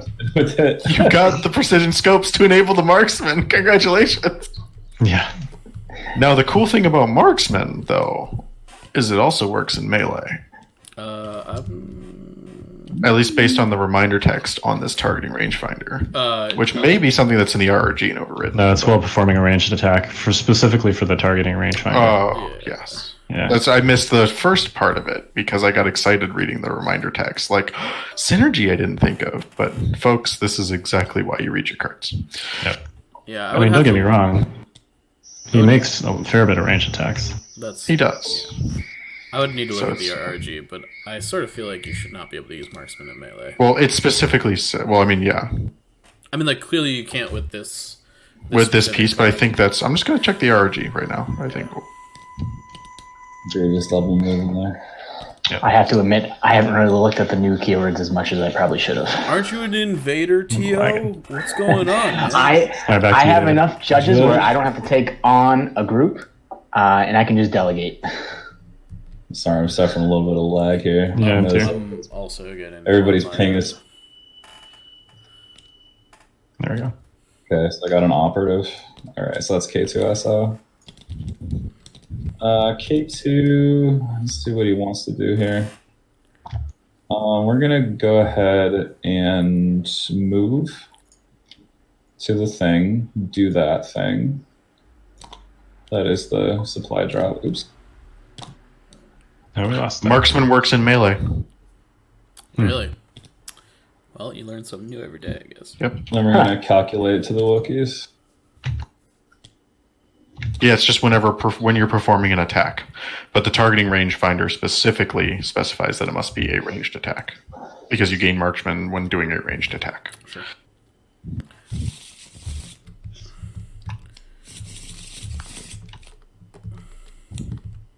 I mean, the good thing, I guess, is that We'll do units the that have back to marksman capsule. probably won't be in melee often. Yeah. Well, does this buff tenacity Iden? Yo, I'm gonna be honest with you. Tenacity Iden's really good. It can be, yeah. Like, I don't know. I mean, it's basically, if you're in melee with a Pierce Immune character, it's basically just a lightsaber. All right, K2 is done. Well, you're a dewback. If you have ID 10, you literally are a dewback. I mean, All right, I'm gonna pull one of the. did you just call Snipers from Dio the stack. ID 10? He's an Imperial still. He's Dio.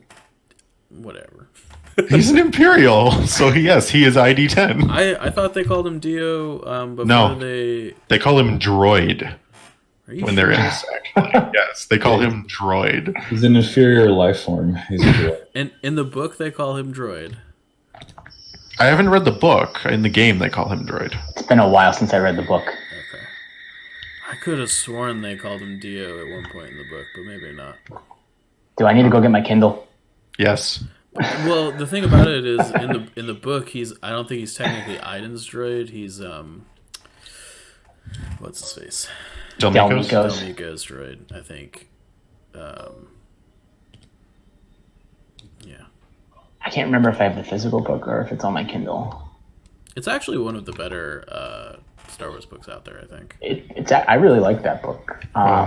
I forgot I had an Audible I forgot I had an Audible subscription, so I have a whole bunch of tokens for books saved up. So boom, there's one to throw into my list before I cancel that subscription. Do they still have a honestly- suppression? Yeah, they still have one suppression. Okay, so that would be heavy. Alternatively, I could just shoot the sniper. As someone Would that's also not have really to be, but, big on yeah. Imperials, I didn't think I would like the book, but I really enjoyed it. Yeah, I cannot see that second model. I'm gonna shoot The DLG those squad. guys. Yeah. Yeah, that's fair. I went to Seems go look at the good. shot. I went to go look at the shot, and I realized that I was kicked out of TTS. And I'm gonna flip their thingy. It was probably me Ooh, causing vision ting scope. problems. Yeah. Jeez, Zach. They're both so Ugh. gross. Wow. All right, I'll spend it on lethal. Yeah, so. I'll say here. I mean, he's just dead, right? Oh, look at that. Look at Look that. at you, rebels. Yeah. Look at you. Oh, did Hey, I you told not? you I saved better on whites. You didn't shoot the strike team. Okay. No, Huh? I didn't just lose a strike team. No. No. He couldn't see the second miniature. I couldn't see the second one, So I kind of lucked out there a little bit. Okay, cool. but you made both saves anyway, so. I did, so I wouldn't have killed it anyway. That's fair. Oh, look at that. Strike team. Yeah. How cute. Alright, what does this one have to do? Well, obviously we can't see Grievous, because Grievous is hidden behind this rock here. And if only I had like ascension cables or something.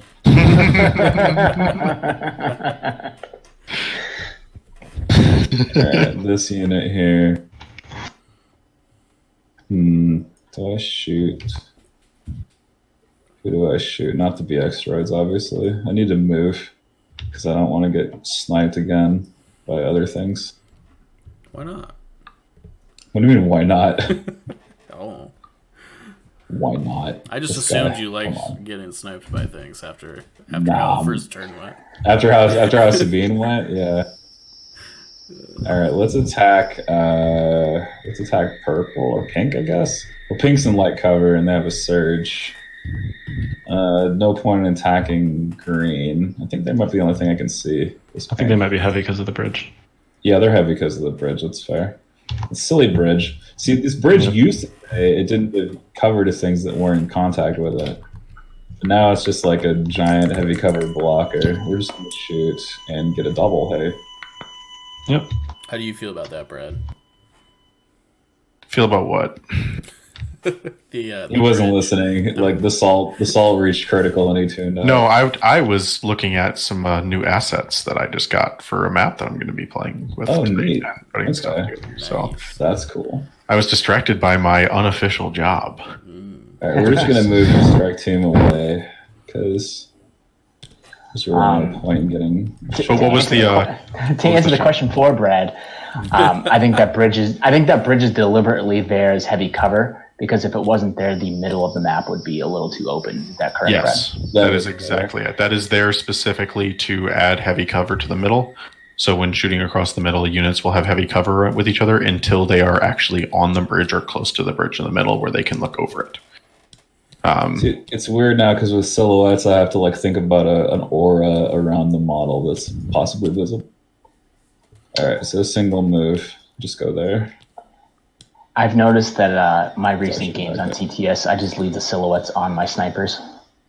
Yeah, that's reasonable. Yeah, it doesn't look pretty, but it's training my mind. You know what I mean? To get used to it. I'm just happy you don't have to worry about the gun barrel sticking out anymore. Yeah, same. I'm gonna do the same thing, basically. I mean, really, if you think about it, is if somebody, to talk about some FFG things here, is if somebody had a pack of commandos and they didn't have their sniper, let's say it was missing from their pack, they technically could use another model now with silhouettes, I guess. It would still be an FFG product, but with them changing how you get replacement parts, which is you can't. Yeah. I could see that being a feasible fix for people. I don't know how that would be ruled by a TO, but it's food for thought considering silhouettes necessarily not necessarily take away the model, but the model doesn't matter as much as it used to. Yeah, I'm gonna have to do some custom hobbying for one of my shore troopers because one of the kneeling models came I with got that DLT scoped. Came with a standing body, but kneeling arms and stuff like that, and the head, so the stuff doesn't match up correctly. So I'm gonna have to go in and like custom mesh that dude together now because I actually can't go and get those parts replaced anymore, which is unfortunate. Yeah, it is. Just do me a favor and roll one hit here, okay? Oh boy! On 2 red dice. With surge, he already did it. He already did it once. It happened. The amount of times I've seen it happen on Vader. Oh. Hey! Oh. I mean, he gave you half what you wanted. There we go. Nice. All right. Well, that's another lucky little thing that happened. David's rebel defense dice are So they should be up to 3, I think, right? Are they? Oh, yeah, they should be. They started with 1. They've been shot twice. Yeah. So it looks like Sabine gave her luck to the troopers around her. Basically, yeah. Like my reds are vacant, but the whites are like full. It's kind of silly how good the reds have been so far this game. Let's see what I want to do with my core troopers. Well, in the knowledge that if I leave purple in that position, brown could just follow suit. I'm going to go ahead and get these guys out of here. Seems wise. They rally nothing, but they're still on Ranger Cassian, so they're not panicking.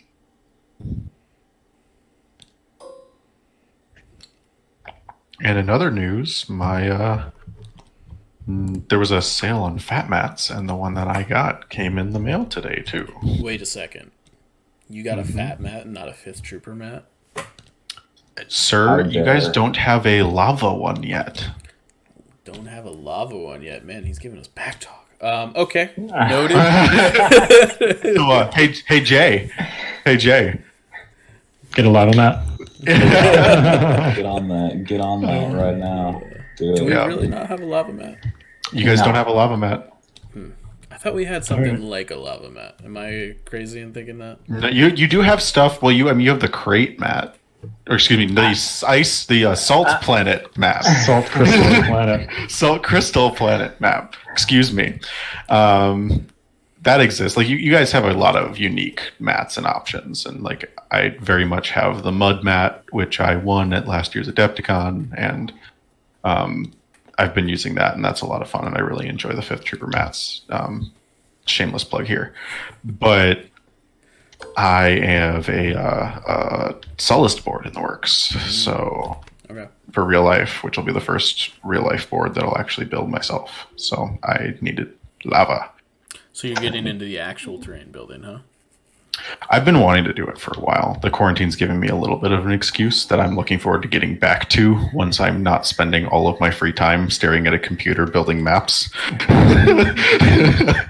But it's going to be nice where I'm actually going to be able to go in, and I'm going to go get some insulation foam and stuff like that and mess around with some of the unique aspects of maps that we've been toying around with here in the digital realm, and I think they're actually going to work a little better in the physical realm in some ways, and try to create a really kind of cool, at least home board, if not something I might be able to bring to like Adepticon, because I'm currently local to Chicago, so it's not that unrealistic for me to put a kind of fancier looking board in the back of a car and drive 10-15 minutes over to the convention center.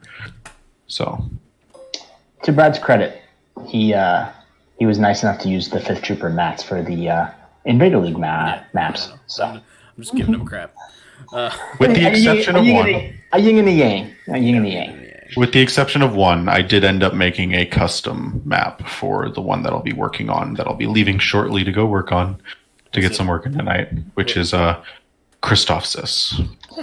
So I really wanted to sell a certain feel on that map, so I went and used my Photoshop voodoo and threw something together with Nima's help that'll really kind of look good and look cool on the base of that map. Awesome. Also, Cough J, if you're interested. No.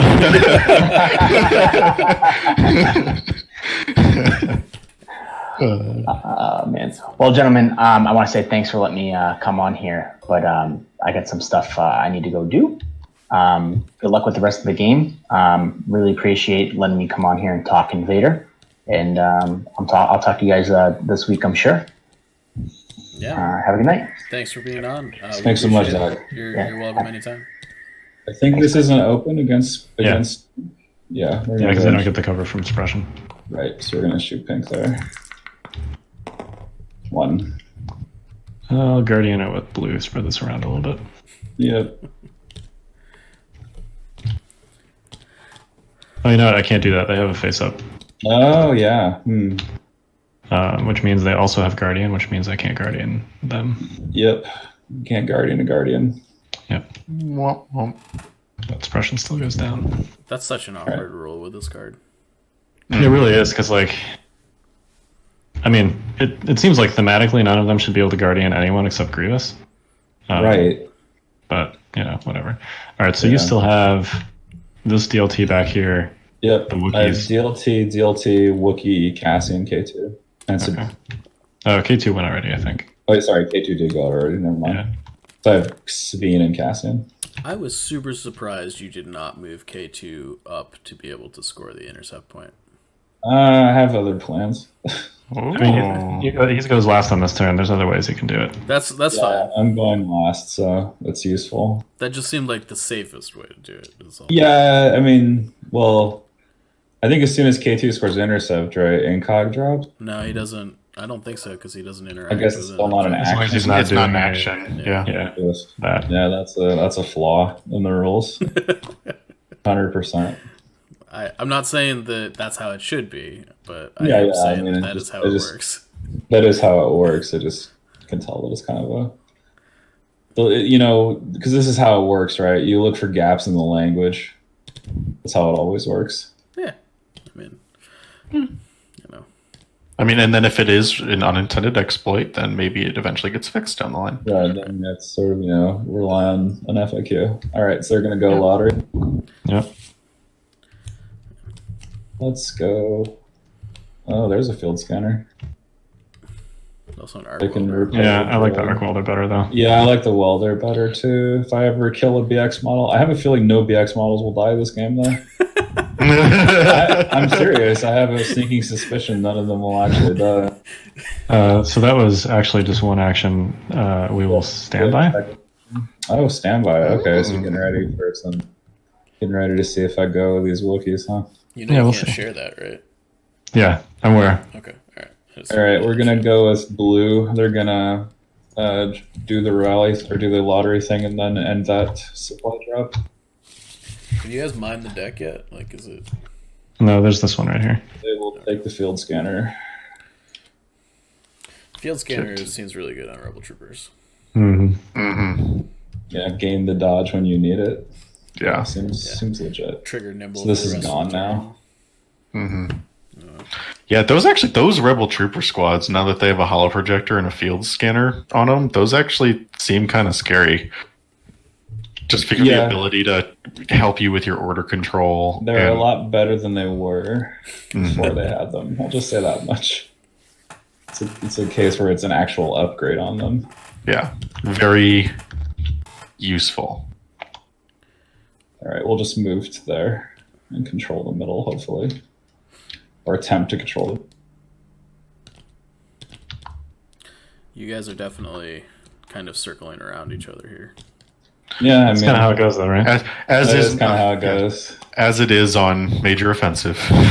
We're kind of chasing each other a little bit. Yeah.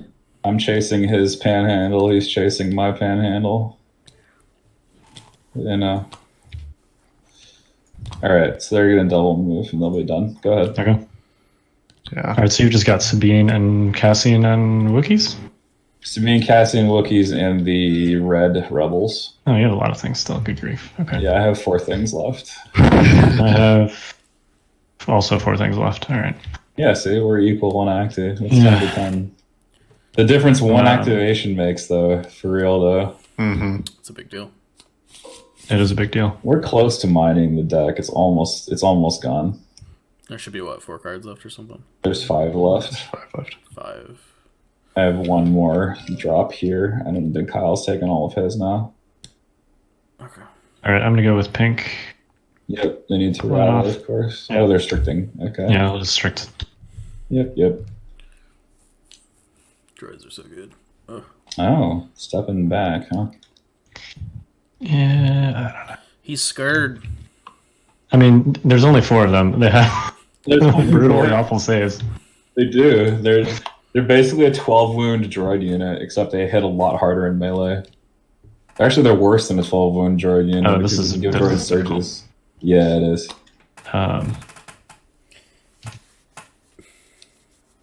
You have a few. You have like what 2? You have the B2s and you have like a couple B1s left. Is that right? And of course the full BX. Which is Yeah, like full BX still has to go. ultra scary one. Yeah.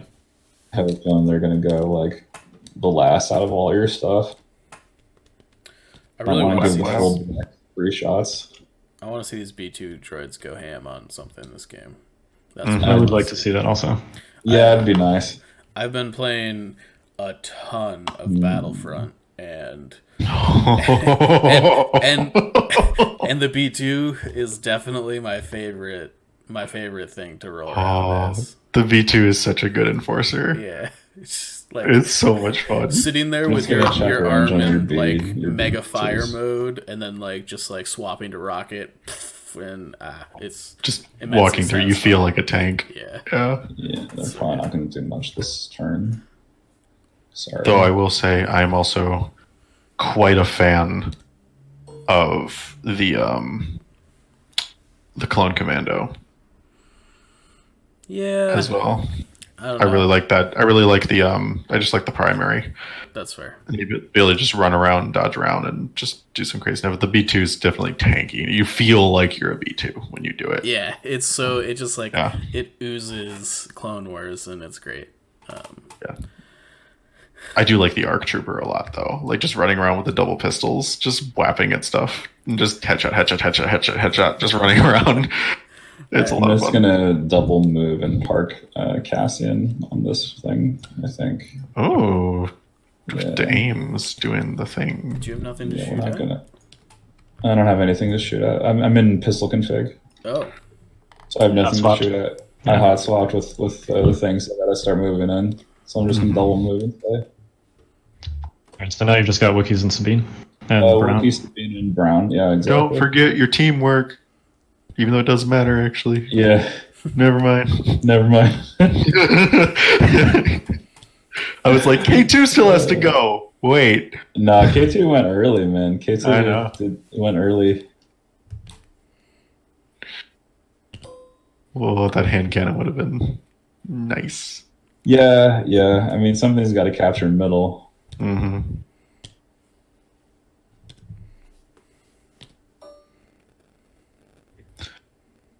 By the way, when you heal something with K2, I'm just going to imagine him just pulling out this back to capsule and swinging his arm out and like clocking whoever he's handing the capsule to in the chest. Oh yeah, it's not a back to capsule. It's one of those like adrenaline shots you take in the chest when you have a heart condition. Mm-hmm. You know, does the backhand he does in the movie and just like stabs you in the sternum. I like that idea, Mike. Okay. And they're like shocked awake.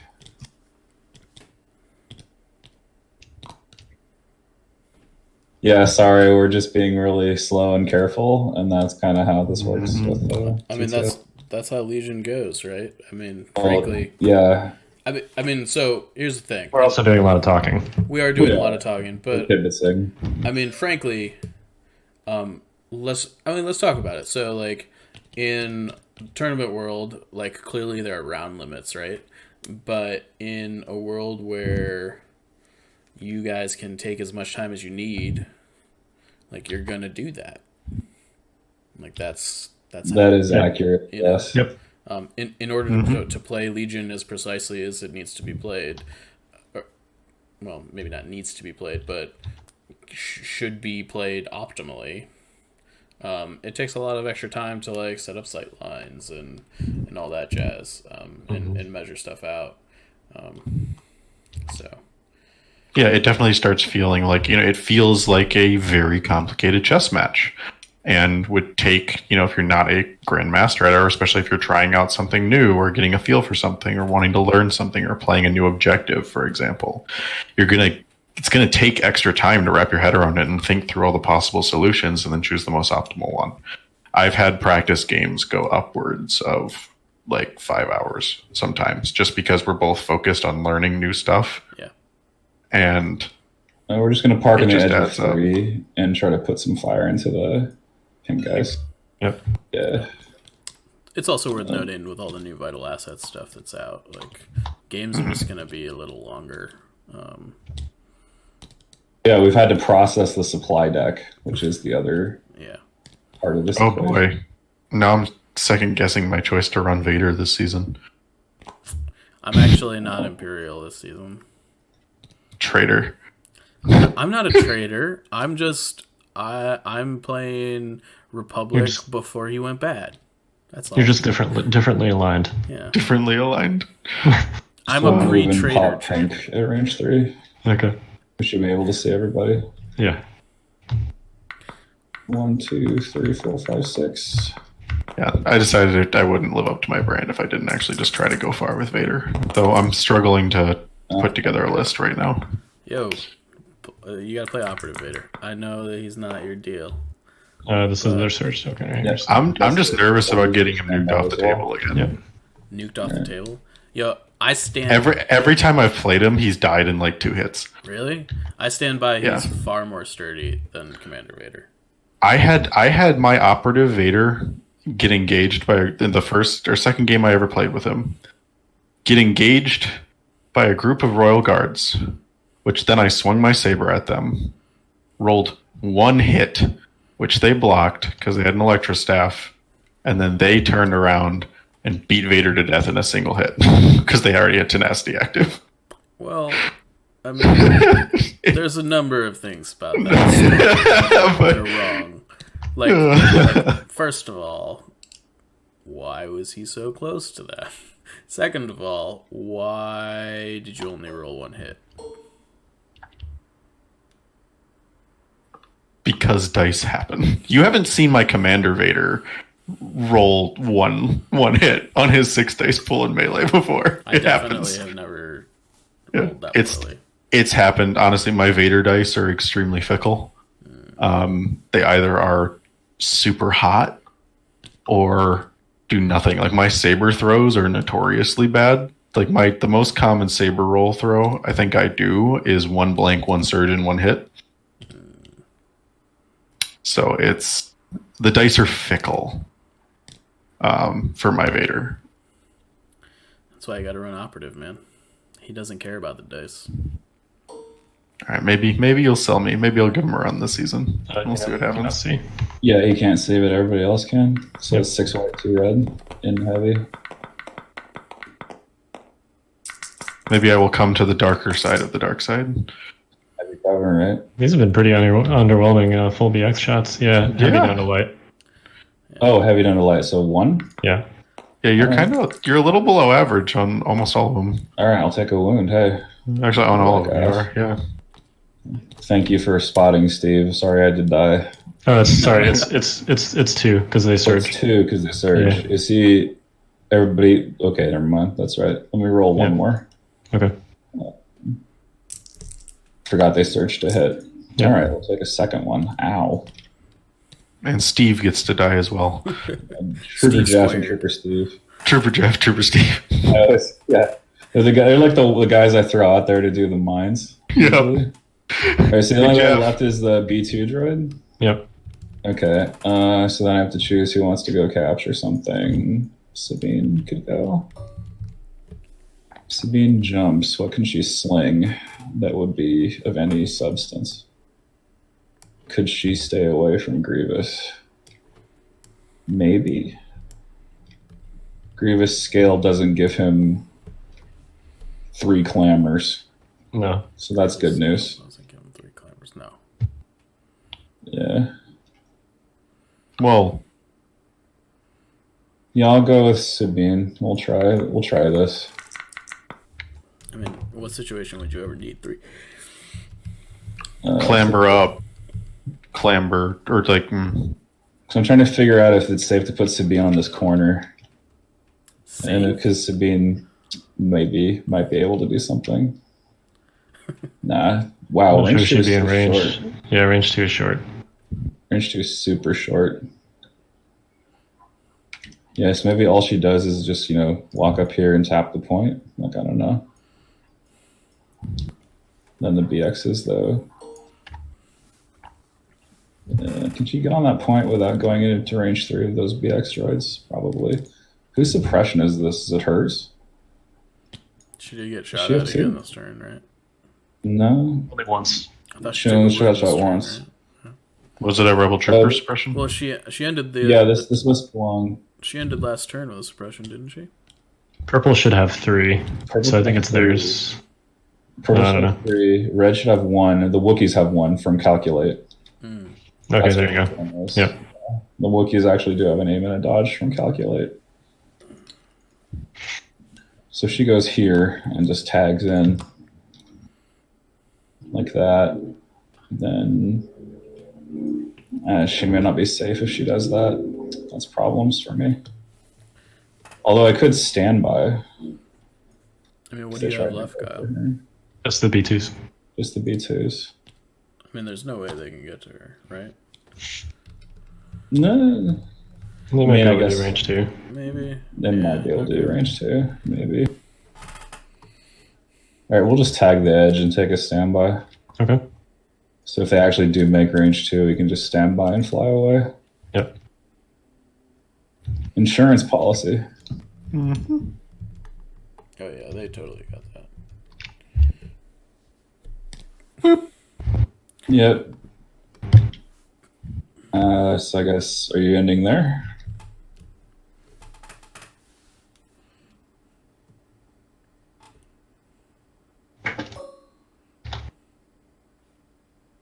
Maybe. I guess that's not range 2? Apparently not. Well, I mean, bear in mind that the width of the objective token adds. Oh yeah, it bumps range 1. This is range further. 2 plus, right? Yes. So it's technically 13 inches across Obviously. in diameter. So Yeah, I don't think we get any closer than that. You're gonna move in with the Wookiees. Yeah, I don't think there's any way you're making that. Nope. We're gonna do something totally different with these guys.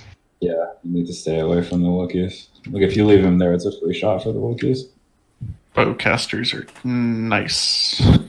Yeah, they have armor. It's like the bowcaster actually works against something. Yeah, I guess the bowcaster, it's got impact, doesn't it? Yeah, it has impact 1. The bowcaster is actually kind of like surprisingly good at eating vehicles if they get too close. Truth. They're in standby. Ooh. Okay. All right, I see you. Yeah, you can has objective this turn. Ken has. This is how Kyle likes to play this objective, anyways. Yeah. He likes See to the first point on see intercept. the first 2 points and then punish for the rest. Yep. He just likes to win games on tiebreakers. That's all. It is. I like to win games as close as possible. Yeah. We've actually had that discussion multiple times. Yeah. All right, so let's see what these Wookiees are up to. Oh man, this could be cool. This could also be miserable. Let's see. Yeah, let's move and then take a pot shot with the bowcaster at something if we get range 3.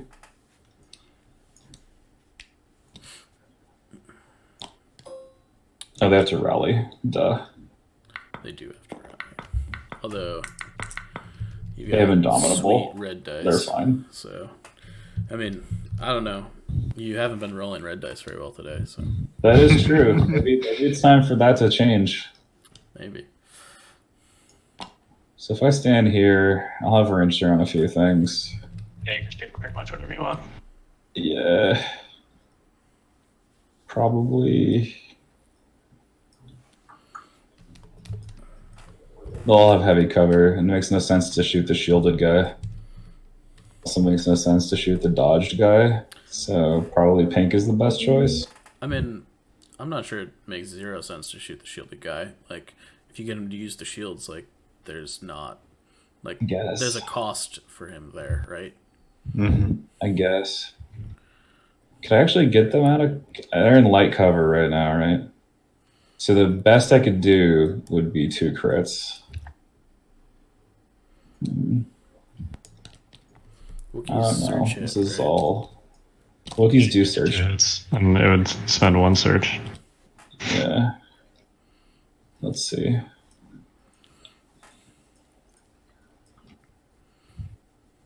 But then, of course, I have to... If I do this, I'm committing to pulling back 2 units. And so there's a moment where the Wookiees will get shot. So actually, this is not a good idea to do this if I'm already winning the objective. Yeah, so they're just gonna waste their calculate. Yep. I think that's very cool. I think standby dodge or whatever, and then we'll pass the turn. Sweet. Yep. All right, standby dodge, pass, and then Buttons. rebels go up for now. So here's the question. Does he explosions this turn? It's in my mind. I don't know if he does, but it's there. I mean, you're basically sacrificing Sabine if you explosions this turn. Well, you could also, I mean, there's other, explosions doesn't have to happen immediately. Yeah, that's true. I pulled an R1. Oh, what happened? Oh, yikes. Yikes. All right. Well, that changes things a little bit. Yeah.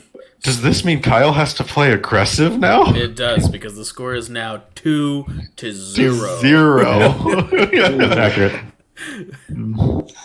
Wow. So here we come. So maybe he does explosions this turn. Get those bombs out and say, "Come to me." That's something I have been thinking. I've been like, but here's the thing: if you drop the bombs in the wrong place, there's like little gaps where your opponent can stand and then score despite them. And I feel explosions is better when you have a chance to force it. Oh, it is absolutely, but it's also like he has to go in that circle. Can I see Grievous's range real quick? Sure. Yeah, I just want to see if I don't play a 1-pip if Jedi Arts is a thing. Yeah. Let's see. Scale, move across, scale down, move. I don't think you don't make melee. Well, I think off of. I mean, she's outside range too. Like, there's no way you can base it. Yeah, I don't think you make melee doing that. Well, technically, you can get to if you have a scaled. Like if you have a scale move to make, Grievous can go he can go like just shy of 13 because you had the extra inch base from scaling. Yeah, That's super assuming far that across. you- But he's not in position to do that. Yeah. All right, I'm good. Last stand. We'll play Fair last enough. stand on Fair Sabine. enough. and That's go for- actually really good right now. Yeah. Like that's actually stupid good on Sabine. Yeah, she's got 3 wounds. So Yeah, So so that's really good. Last stand. Sabine gets 3 dodge tokens. Whew. Yeah, she gets 3 dodges. That's really good. And this lets me hold my 1 pip also, which is nice. Assuming she lives. Assuming she lives, yeah. I mean, any number of criticals could spell disaster here. Yeah. Yep, she'll gain 3 dodge tokens. yeah. Ooh. I mean, almost she's feel like- I got almost 2 feel like wounds and 3 dodge tokens. There's very little chance that I kill her. She doesn't have a suppression right now, right? No, she chose not to gain one because dodge is the same as cover, and so there's no reason Yeah. to get suppressed. What? But she gains You have Indomitable. I think you take the That's suppression true. token here. I think you just get the Really? guaranteed heavy cover. But- The crits don't care about either one is the problem. Well, crit, but it's also just you're straight up erasing an incoming shot versus like just having to actually spend a resource. I think her. I guess it courage depends on is what a your plan is. resource. Yeah. Yeah, It depends on what your plan is. Yeah. right. I The mean, courage is a resource. Is my issue. I guess. I mean, like, I sort of feel like you probably only need to take 1 action with her anyways this turn if you're playing. Also just get fair. her out of the way, right? Yeah, that's fair. Like if you're planning on being aggressive with her, then sure, I think that line is fine. What it does is it helps me shoot anything back that comes into range 2, Yeah. and then run.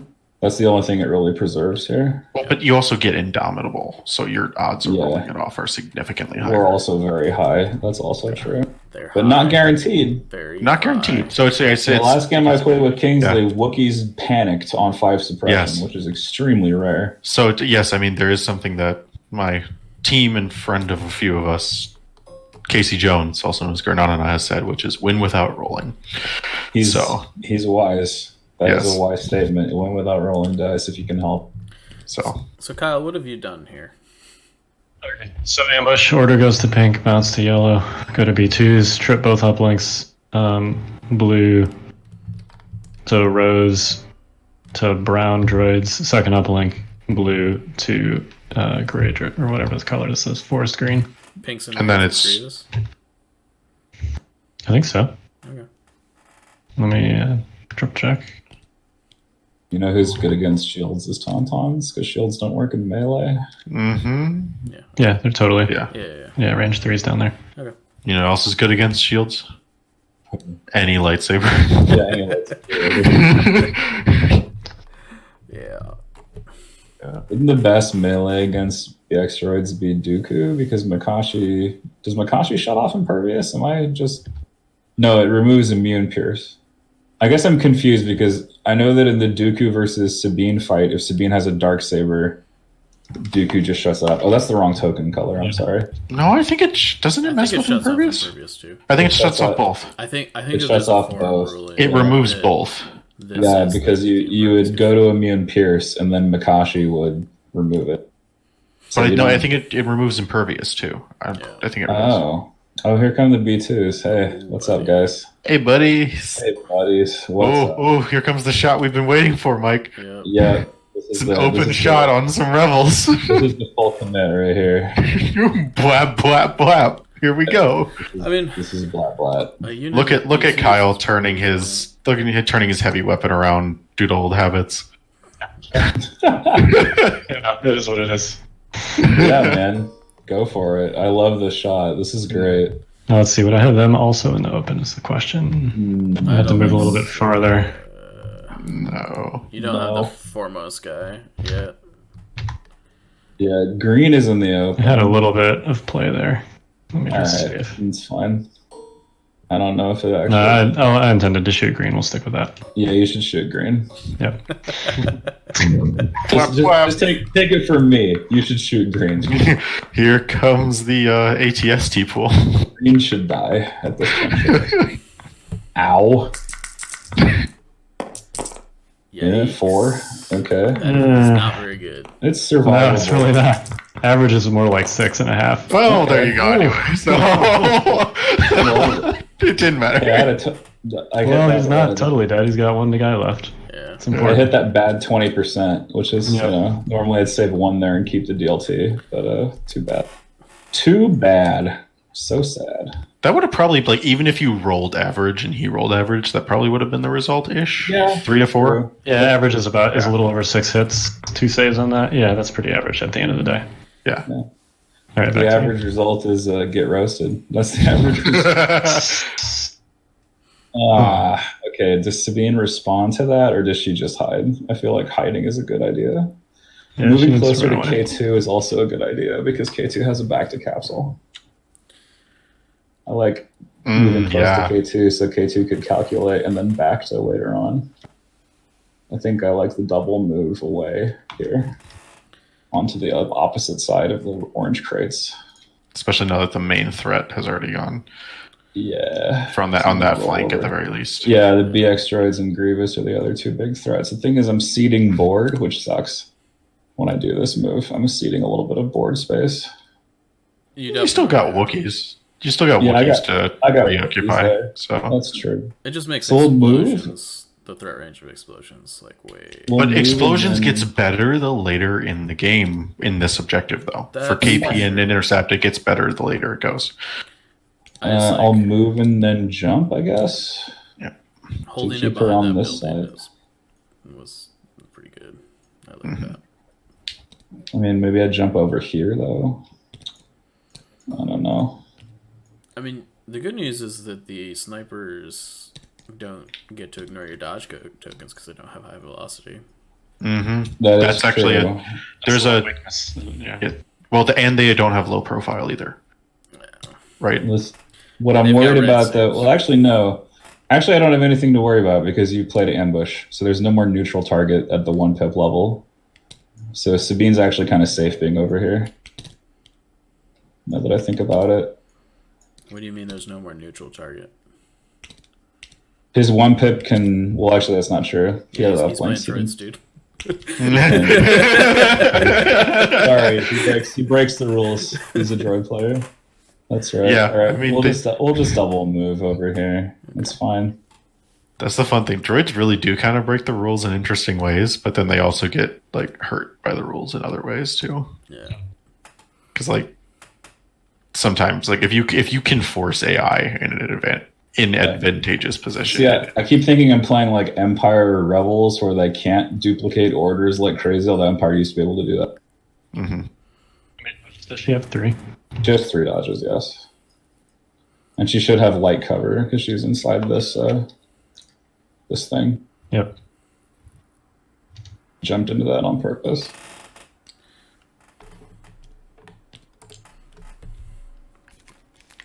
Yes, let the weakened B1s come and shoot Sabine. Hey Crit man, fish for I've days. had her die to these guys Oh, yeah. before. This is the thing that happens. They're quite good at throwing crits because they Just just at the moment, I'm more concerned about eliminating that activation. Yeah.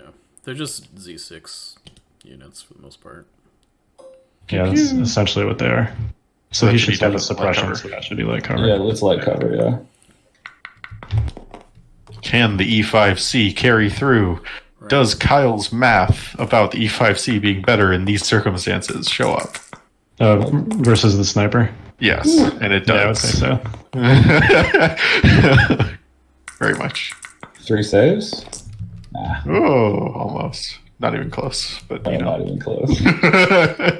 Alright, so that activation's done. Alright, All right. cool. Alright, that's not the worst thing ever. Let's stack up and go for some pool. Alright, well, we got a pool here.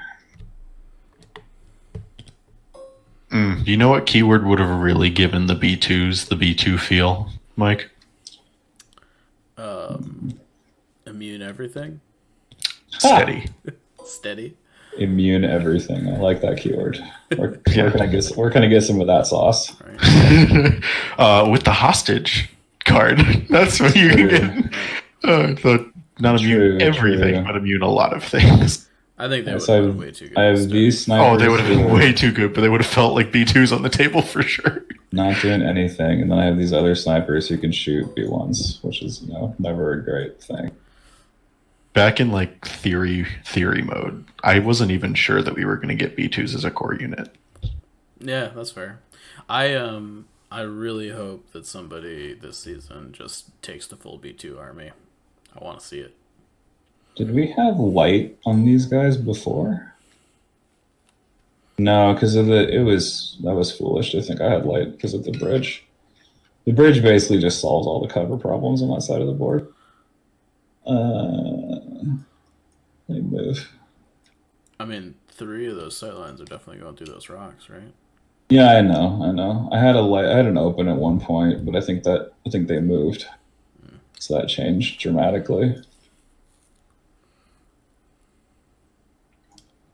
Let's see. Every time I click my tongue, I feel like I'm Admiral Trench. Because he always clicks his tongue, Yep. Or whatever that is. He's clicking his mandibles. Yeah. His mandibles. His proboscis. Proboscis is a word, yes. Let them come closer into the intercept circle. Thank you. That was a good impression.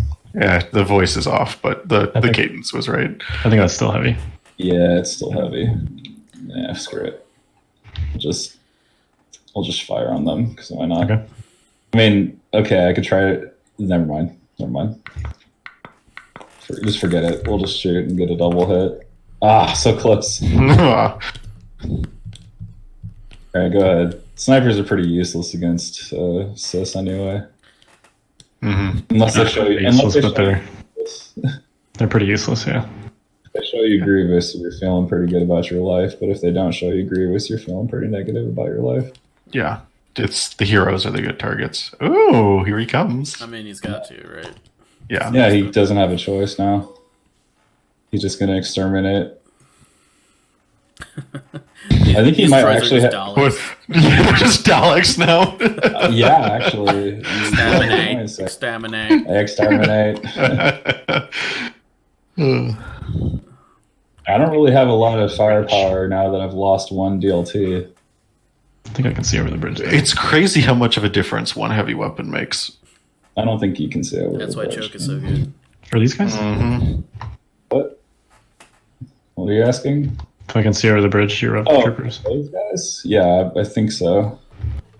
Yeah, let me turn the circle off because I can't see the floor or the ground, I guess. Yeah, they'd have light cover, but you can see them. And Kyle has discovered the hack of the map, which is if you are within range 1 of the center, you can look over the bridge.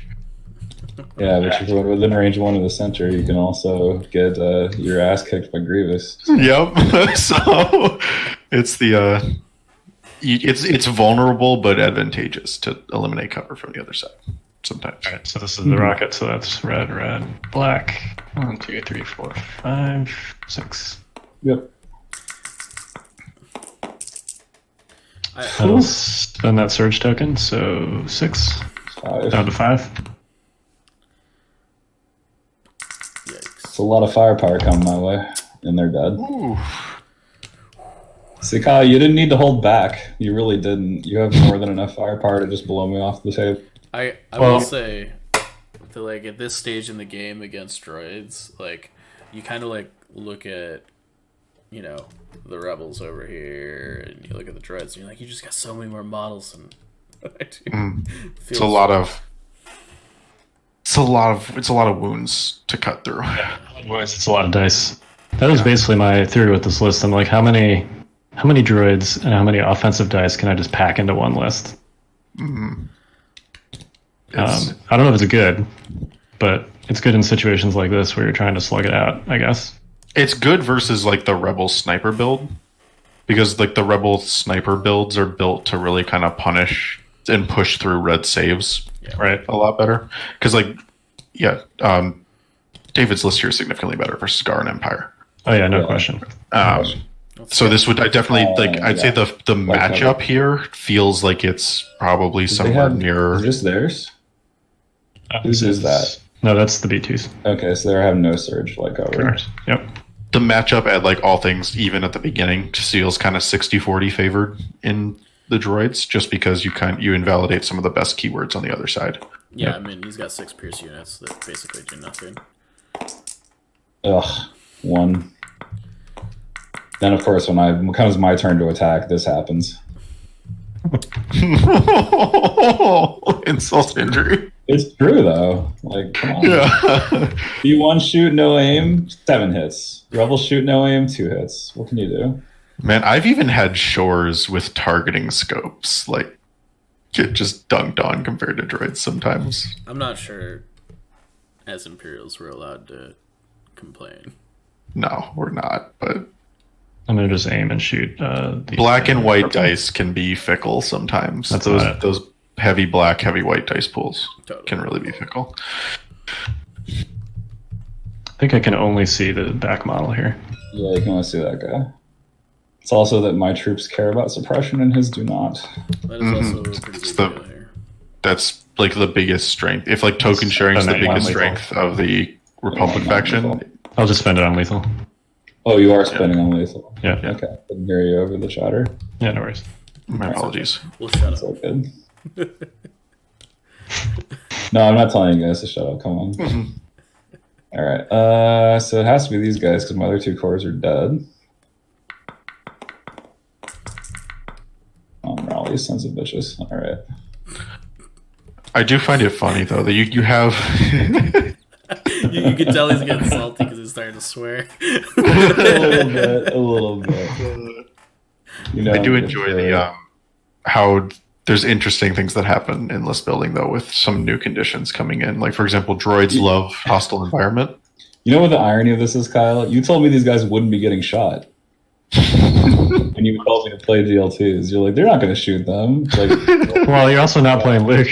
that's also true. It's also true. I'm not playing Luke. That's accurate. I'm always making that comment in the context of them having something more important to worry about. I mean, No, well, also, Sabine and Cassian don't seem to be it. Oops. Well, they're not even eligible to be shot necessarily. well, I think the issue All right, there so is they that moved. normally Luke is able to kind of hedge out a bubble in front of the main force that your opponent can't walk into. And I think ordinarily you would need to rely on Sabine to do that, but she's kind of pretty fragile at the moment. Yeah, relatively speaking, she's fragile. Yeah. Yeah, she's hurt. What was pretty on the bad. opening turn was painful. Yeah. Yeah, extremely. But yeah, definitely the having a striker kind of force unit in like Obi-Wan or Luke or Vader, they definitely can project that bubble that kind of forces your opponent to respect it and keep a certain distance away, which then allows your kind of longer range poking units to come in and deal damage. That's basically been the Imperial strategy for most of the game.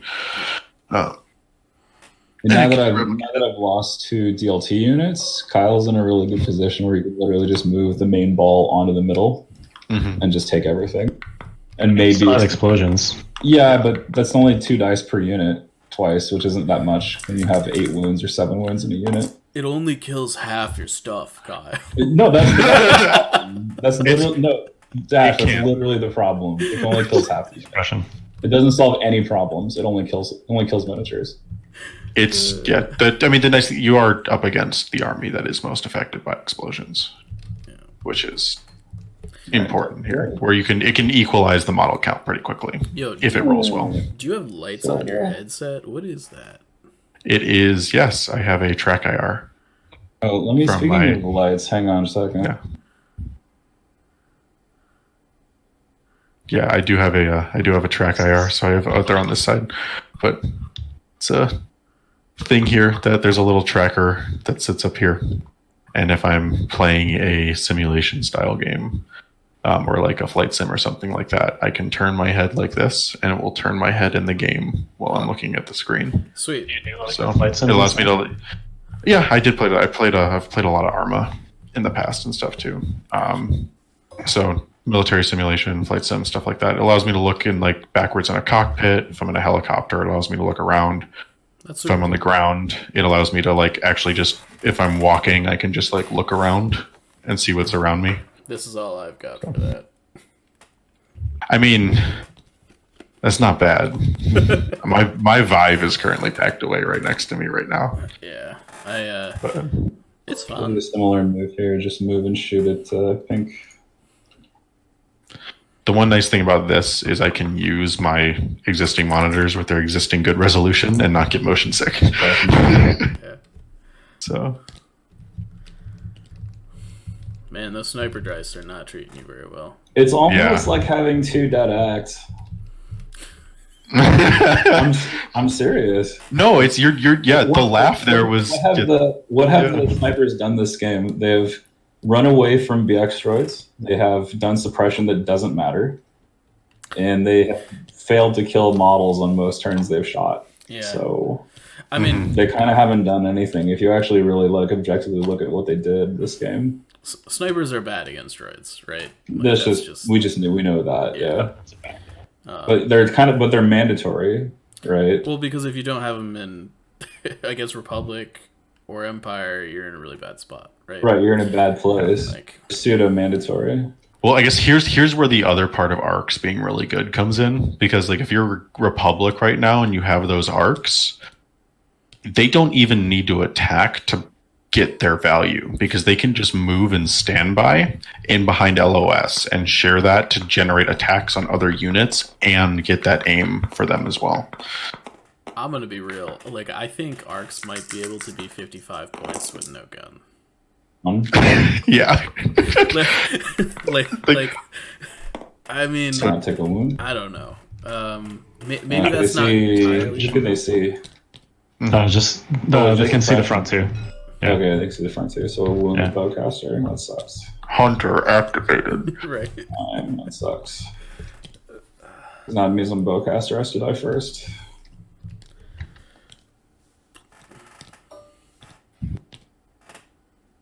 Okay, so Cassian has to go. You're just gonna have to play this out Rogue One style, man. Going down. I guess so. Right? I guess so. We'll tap offensive, push, move, and then fire on the BX droids. Power up the crit B2 cannon. droids, I guess.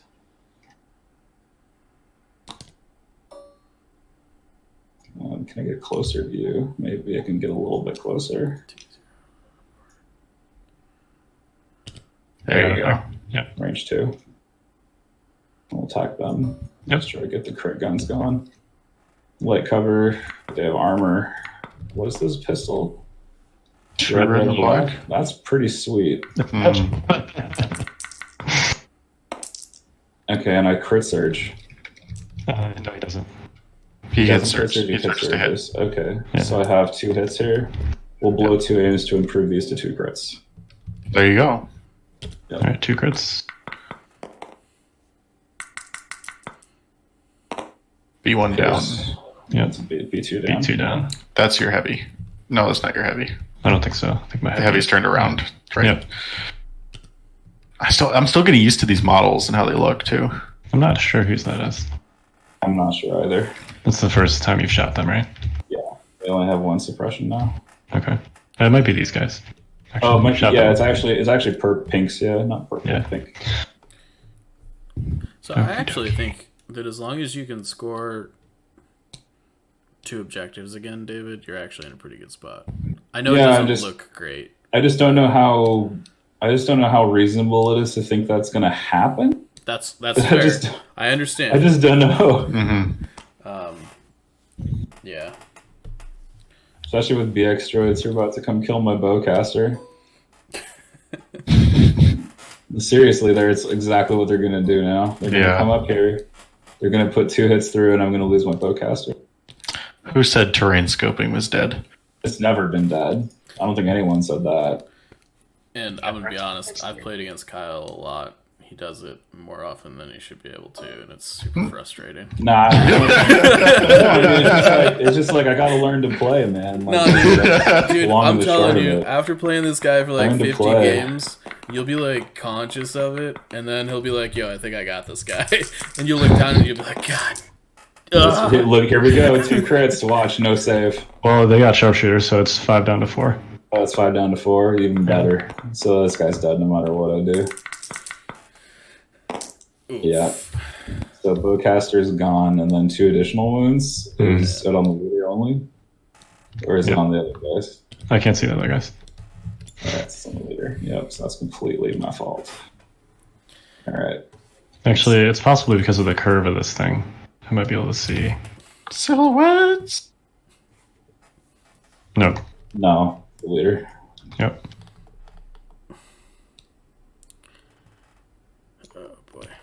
Not looking good. Dead core. Nice. K2. Look at that. Hey, at least he With can the 2 aims. right? Yeah. Remember, Oh yeah, he's K2 does have teamwork. That's right. He gets the double aim that Cassian had. crit cannon. We're gonna tap the supply thingy. Last one. Oh boy, what do we got? Ugh, terrible. I guess he can take the arc welder to repair himself. Yeah. Yeah. Yeah, that's fine. Yeah. If there, Yeah. if there was I'd venture to somebody say who that's wanted pretty good, to have actually. that, Like, yeah. it's him, right? Yeah. K2, man, K2 wants to shoot because he feels like he needs to do some damage here. But he also knows that Sabine could use a wound. So Porque no los dos. I he mean, doesn't have range on anybody. I mean, you can heal right now. yeah, it's a free action. It's a free action. Yeah. Heal, move, shoot. No. Hang on just a second, guys. In the meantime, we shall fill the air with. Oh, you want to know something that's unique that I did today?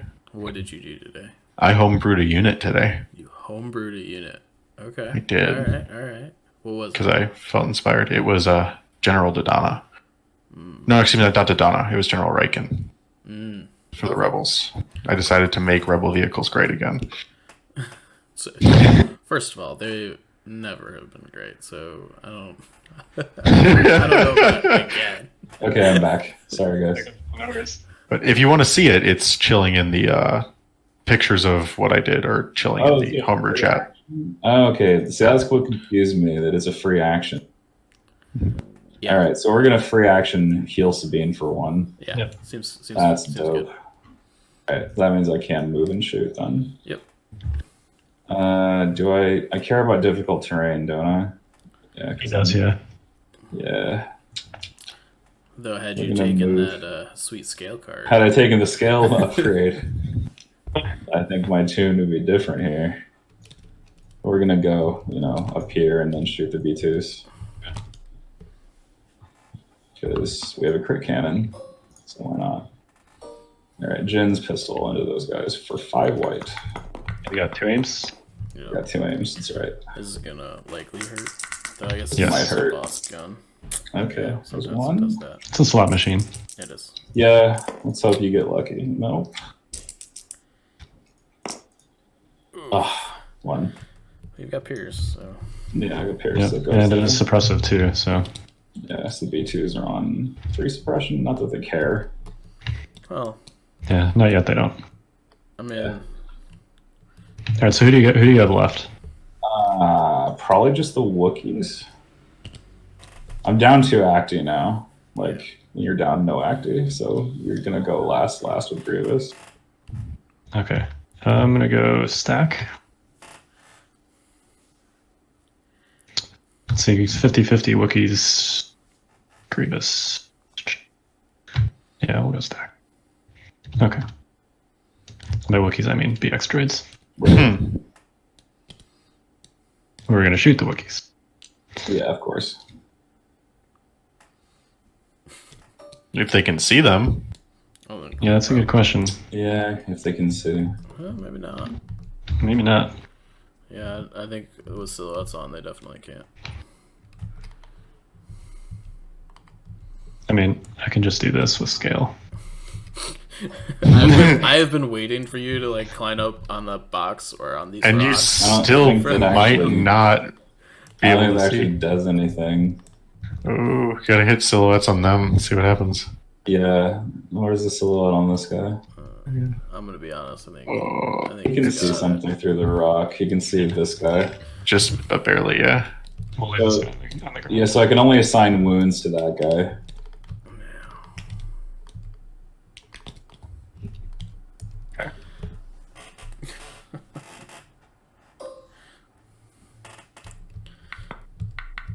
Just imagining him doing like a cartwheel up the side of that. 360 no scope. So it's time one. Okay, so I have a 1 and 6 to save it. No, we flat spend on that. They're so good. I know. Yeah. Oh, could I not see the unit leader from there? No, you couldn't. Okay. Definitely not.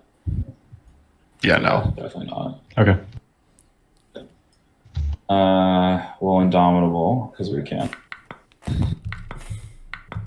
This is generally what happens to Wookiees. Like, even with the silhouettes change, they still get, like, seen a little bit, and then they just lose model, and then you cry. I think it's 3.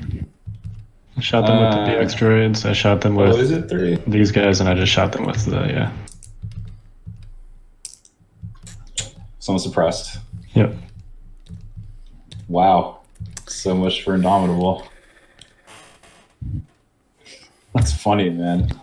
All right, I'm gonna go this way. This is legit funny. This is how bad they're doing, right? Like, these guys, they're so awful. Just not having a good day. No, they're not. It's I not mean, there's even still 3 of them alive.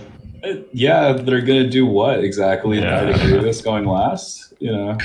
Tar pit for a turn. They're For gonna one get, I turn. can't get there.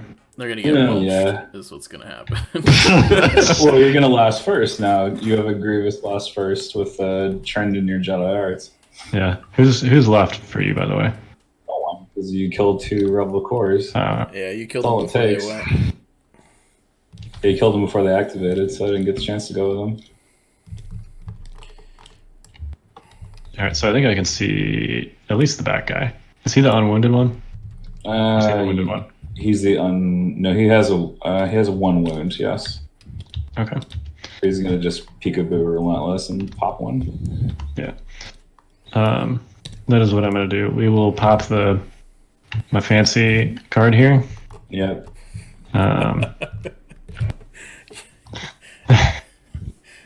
You're And then freaking let's shoot the choking pistol. into Shoot the Mark's pistol with the Wookiees. with the marksman. Oh boy. I can't seem to click on them, but we'll attack the Wookiees. I know what you mean to do. Yeah.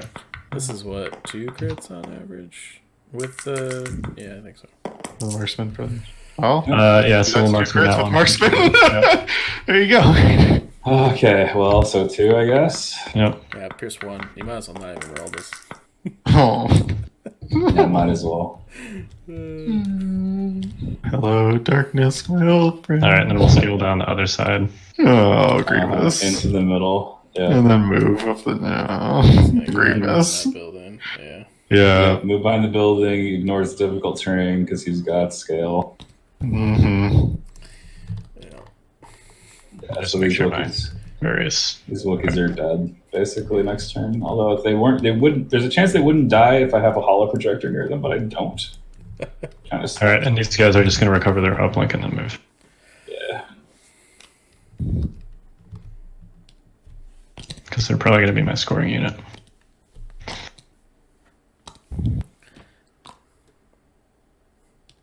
Oh, is that the end of 3? I think that is the end of 3, and we're gonna go ahead and stop it here. We're gonna continue this game because it's been kind of a long session here. We're gonna continue this game next week, so you got that to look forward to. Everyone other than David. Oh my! Now you're just trolling me. And so we'll see if you can we'll see how it goes. But We'll see. yeah, I don't have high hopes. Well, I actually think you got this flank over here under control. I think Yeah, so, too. that's like the one part of the board where things are going right. But I mean, once I lose purple, I don't know what I have left really. Yeah. I mean, It's like another full DLT here. You got Cassian, K2, and Sabine. Because I have 1 full DLT against all of this. Yeah. Seems like it seems like a winning proposition to me. well, we'll see how it plays out in our next episode. Brad, thank you for joining us today. We really appreciate it. Of course. Fantastic having you, as always. And Hope you guys have enjoyed the map so far. yeah. That was very fun. Yeah. Yeah, this is a very solid map. Strong lake. You wanna take us out on our normal spiel, Kyle? Oh, sure. Yeah, we are the Notorious Scoundrels. Hopefully you enjoyed this little live hangout and play we did and talk about Invader League maps. And we'll see you next week. Peace, everybody. Later.